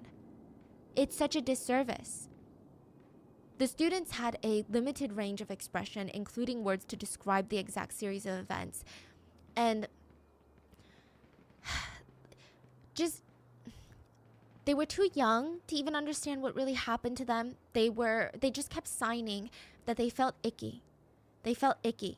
Other students said it was so sad because these kids, they would go up on the stand and they would start getting so frustrated with themselves that they can't express what happened to them because they weren't given the tools. And again, I just want to disclaim that sign language is a complete language. And the reason that they couldn't express it was not because sign language didn't have the words, but they weren't taught that. Even if there were all the ways in the world for the kids to accurately express themselves, they weren't taught any of it. Spectators said the worst part was they ended up having to act out a lot of what happened because they just couldn't sign it. Yeah. There were also issues with the initial trial where the interpreters that the prosecutors got, so this is on the government's end. I don't know why they did this. The interpreters barely knew sign language. What? So people who knew sign language that were spectating the trial, they're like, what is going on? So the prosecutors would ask, why would the teacher do this? The interpreter would say, why would the teacher do this? The student would respond. And then the prosecutor would ask, okay, what did he do? But then the interpreter would just say, why did he do this? So the kid is like, why are you, they look confused, like, why are you just asked me this, I'm so confused. And because they're so young and vulnerable, they felt like, oh, maybe they're gonna keep asking me until they like my answer. So sometimes they would keep changing their answer because it's like, why else would they keep asking me that? But that's not what the prosecutor was asking. The interpreter sucked. It got to the point where all of the other students that were showing up in support were like slamming their hands on tables, like getting so frustrated. And another nuance to note that I think is very important is that when you are testifying, especially when a young person is testifying, when you're vulnerable, you normally hold your hands around your body in sort of like a protective gesture. Or maybe you don't make eye contact, maybe you're crying and you're trying to keep a straight face and remove all emotion as you're recounting the series of events, right? But the nature of sign language that the children were using, they had to pull their hands and arms away from their body to talk. They had to leave their torsos uncovered, which made them even more vulnerable subconsciously. And to describe the emotions and actions, they can't just verbally say, he lifted my shirt. So like I said, with the rudimentary and whole-filled sign language that they were using and that they were taught, they had to mime it out. So they would even lift up their own shirt in the court to really show what happened. And another thing that's constantly taught to those that are learning sign language is that facial expressions are part of sign language.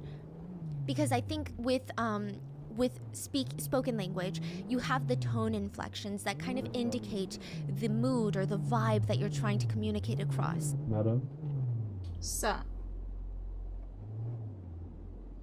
you okay there? yeah. You don't mind if I test drive it? I mean, you could take it out. Just don't leave it in the showroom. I can take it out? Yeah, you can take it. Alright, I'll just have a bit of test drive.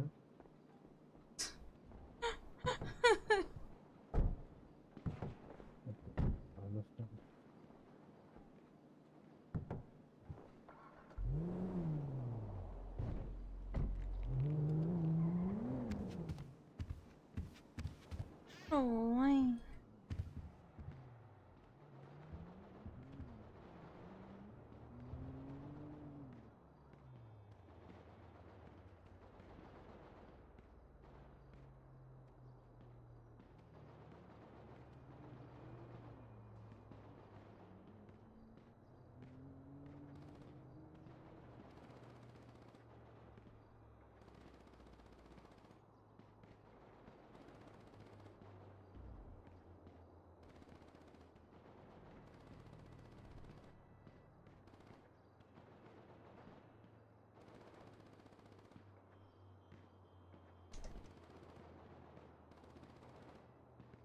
with sign language because the hand motions could mean similar things. You're using your face to express the emotion that you want the viewer to understand. I mean, even with tone inflections, if you have someone who's speaking in monotone, it's kind of hard to understand what type of emotion you're supposed to feel. So it's very important, and to recreate those facial expressions without personally being back in that trauma, I think is impossible.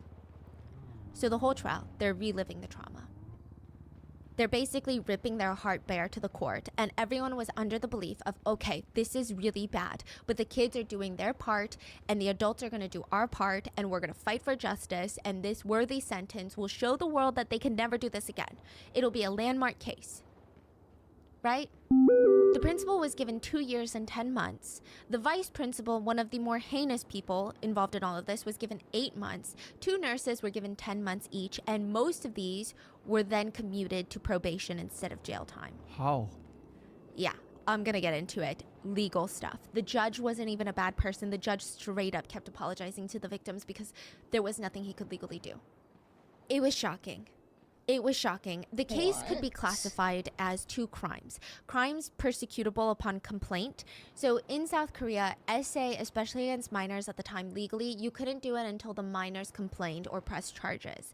Now, the way that the prosecutors were trying to go about this case is they were trying to get the perpetrators jailed for a very specific law, which is essay against people with disabilities. Why is that important? Why didn't they just do essay? Well, because essay is not a felony in South Korea. At least at the time it wasn't. So most people were getting like probation for essay. For raping people? Yes. Thank you, miss. Good one. Alright, it's almost blackout.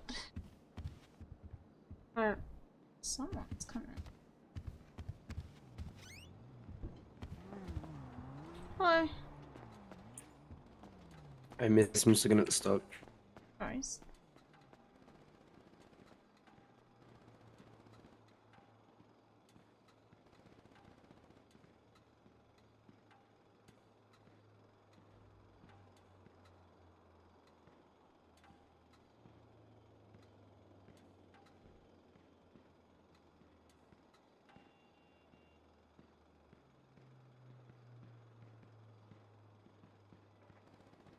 But if you did this for a minor with a disability, you would more likely get jail time. This was probably as harsh as the sentence gets. And they couldn't do essay against a minor because the statute of limitations at the time was 1 year. 1 year. So this kid endured the most traumatic thing that a human can ever endure, really, and they have 1 year to show up in court and lay their heart bare and do all these things. Otherwise, your time is up. Can you imagine having a ticking time clock, like, over your head? Yeah, because you just ruined a kid's life. Yeah. And in return, as long as nothing happens in a year, you're free to go. Yeah. When you just ruined a human being's life forever, altered their life forever. Now, thankfully, there is no statute of limitations, or at least not a 1 year one for if they are children with disabilities. Now, here's the disgusting part. The premise of all of this is that people with disabilities, this is where the ableism comes into strong play. The law is written that a person with a disability cannot fight back or say no. That's how they describe a disability. So even if you're able to sign no, even if you're able to shake your head no, or scream for help, even if you are disabled and yet you can still speak and say please stop or scream somebody help me, then you cannot technically be a part of this law. What? So let's take Yujin's case. Her R-worder held her down and assaulted her. She did have a disability that is listed as severe. However, there were witnesses that testified that she multiple times stated, no, I don't want this. So she said no. And because physically she could say no, she no longer qualified for the specific clause that she was a child with a disability. Now, essay against a child, they couldn't do it because the statute of limitations was up. So they got like nothing. Once the statement was signed to all the people in the court, so the victims' parents, fellow students, and I want to say this with, like, I'm trying to phrase this with as much respect and sensitivity as possible, but if you know or have been around a deaf person, being deaf doesn't mean being mute. A lot of deaf people still have the capabilities of producing sound. And since they've never heard spoken language, it's next to impossible for them to mimic it, because they can't hear the language, right? Which means if they're deaf from birth, they typically can't speak a spoken language, but they still make sounds, and they can still yell, they can still wail.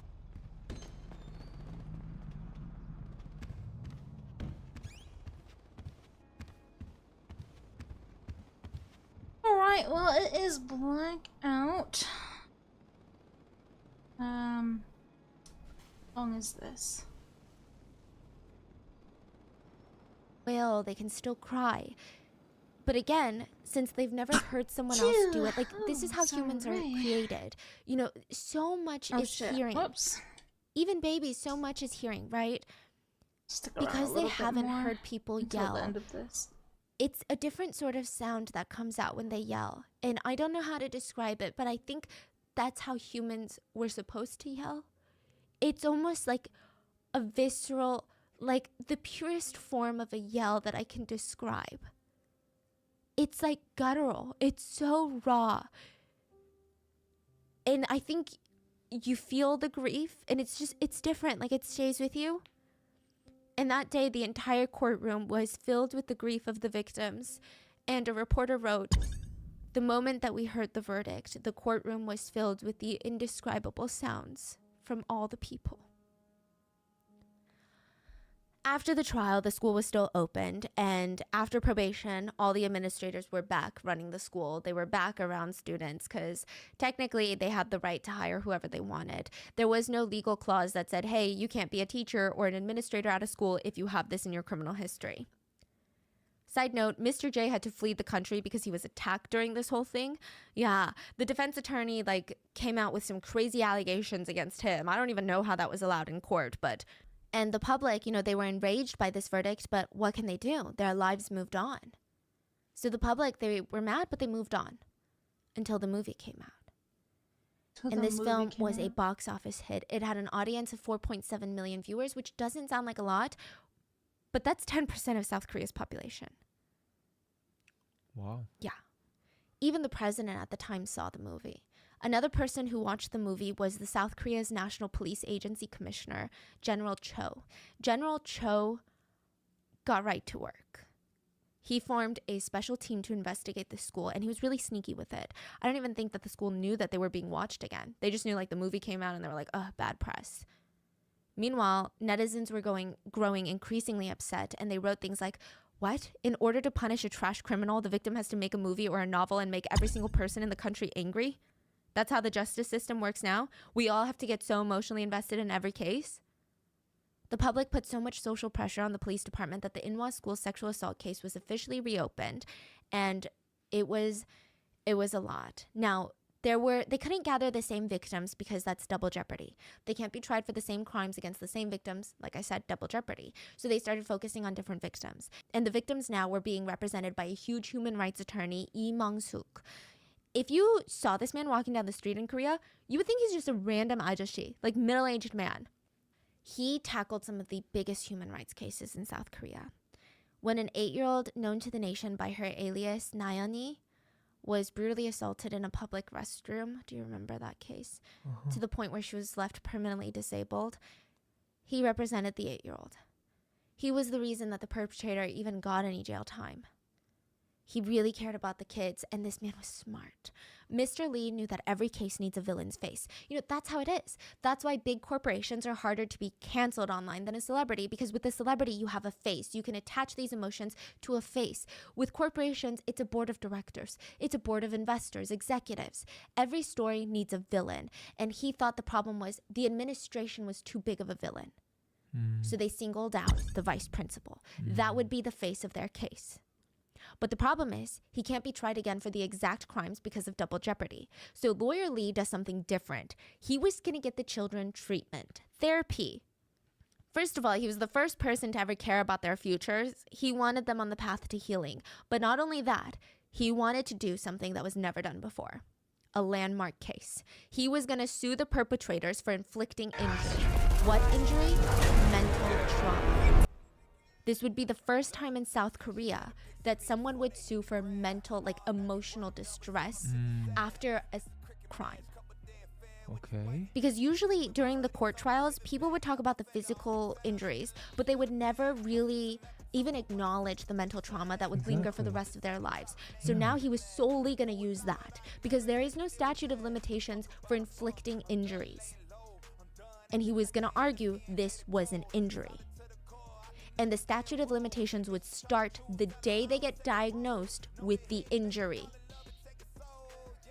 So they needed some sort of trauma diagnosis.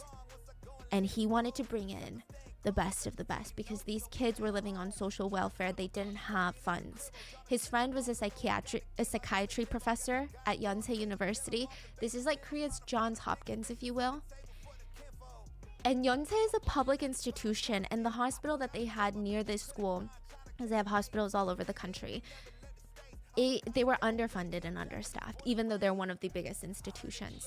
It sounds easy, but this professor had to work with so many people at Yonsei, and they had to move so many schedules around. Everyone worked overtime to get these students in. And as they were waiting, because these students cannot be diagnosed unless they are inpatient, as they're waiting for everything to work out, the doctors and nurses on that floor that would be in contact with these students, they obviously couldn't learn that much, but they learned, hi, thank you, are you hungry, are you sleepy, are you okay, do you need anything, in sign language. They were able to get volunteer drivers. People in the community stepped up. There's a lot of students. They would need to be driven from hospital to hospital, from lawyer appointment to court dates. People volunteered to drive them around and just get them to these places. People volunteered to drive the parents around to be able to make sure that they're there. And the kids were all sadly diagnosed with some sort of PTSD from the abuse. The only silver lining of that diagnosis would be that now Lawyer Lee could aggressively go after the abusers. If they won, this would change the country, really. He even told the judge in the courtroom, please take a close look at the victim's eyes, their voice, their facial expressions, and body reactions. Even if you don't speak sign language, even if you can't understand the words that the victims are saying, you don't need to understand the words to know what kind of pain that they've been through. He would tell the attorneys on his team and the interpreters, don't ask difficult words, abstract words, or long sentences. Don't ask short answered questions like yes or no answers. Ask them questions in an open manner. This time, a bunch of very, very capable, competent interpreters volunteered to be a part of this case. They had the Sexual Violence Counseling Center work on this. They had psychiatrists from Yonsei, psychologists, sign language interpreters, drivers, like everyone. Basically, Yonsei University was backing these kids. Everyone volunteered their time and effort and expertise. And it worked. The judge accepted the infliction of injury charge, and the vice principal, the worst of them all, the one that had gotten 8 months, got 12 years in prison. It's still small, but the court back in Korea, back in the day and still today, not very inclined to send someone to jail for more than 10 years for a crime, even if it's some of the most heinous. But he still tried to appeal his sentence, saying that it was too harsh. Thankfully, it was denied. But still, The rest got virtually no punishment. The good news is the school was shut down and the students were sent to other boarding schools. A lot changed though. But one victim's parents said, essay on a child is like murdering a soul. The physical or mental wound remains forever. The offender can avoid punishment after a certain period because of the statute of limitations, but for the kid, it's the rest of their lives. But Korea got to work. Civilians started advocating and protesting the change to the essay law. So there is a clause in basically all essay laws at the time that said, did they fight back? They said that shouldn't even be a question, especially with minors, and particularly minors with disabilities. So that's in the works. And prior to this, if a victim of SA did not formally press charges or sue the perpetrator, the police would do nothing. That has also been changed. Now police are allowed to go after these abusers without the victim being involved, which is a very good thing because that's just re-traumatizing them, right? Especially right after. And like the way that some of these trials were going on, it was weird. There was also another law put in place that said that if you are a state-funded institution, like a welfare establishment, you cannot hire only family members. 1/3 of hires have to be outsiders, which I get. It's like a good step in the direction, but not enough. Like imagine going up against 2/3 of an institution and they're one big family. So things have changed, but I think that this is still something that every South Korean probably feels a lot of pain about. It's definitely a very it was a movie and it was a case that I think changed everyone, just like this Haewar Ferry case, just like even Itaewon. I think a lot of areas and a lot of countries have these moments where people just, the civilians get fed up and they start putting their foot down, and I think this was one of them. Before I finish up the episode, let me tell you about the principal's thesis paper that was later uncovered by netizens. The principal of Inwa, one of the abusers, wrote a huge thesis paper on how important it is to take care of disabled people. He wrote, in order to help students with disabilities, treatment and rehabilitation has to be given from someone who loves them from the heart. It is the caretaker's job to secure the student's uncertain future without a single ounce of regret. Caretakers should serve in the role of a helping hand in place of the disabled. A helping hand, he said. If that's how he gives a helping hand, I think we should all hope that he gets a handful of care every single day for the rest of his miserable life. And that is it for today's episode. Please stay safe, and I will see you guys on Wednesday for the main episode. Bye. Alrighty. That was intense. Alright, we're going to raid another FDG streamer. Let's see. Oh, it'll definitely be pure referee. Yeah. Well, next time, guys. Yeah, that was intense. Like, imagine a time of no internet, no cameras. I honestly think like true crime back in the day is a lot more horror filled after we've heard of it in the present, you know? In the present, like we have cameras now, we have internet. Now, yes, crimes made today are also as scary because now we are induced by media. Like sometimes people go for like, you know, the exposure to be famous in doing something, you know?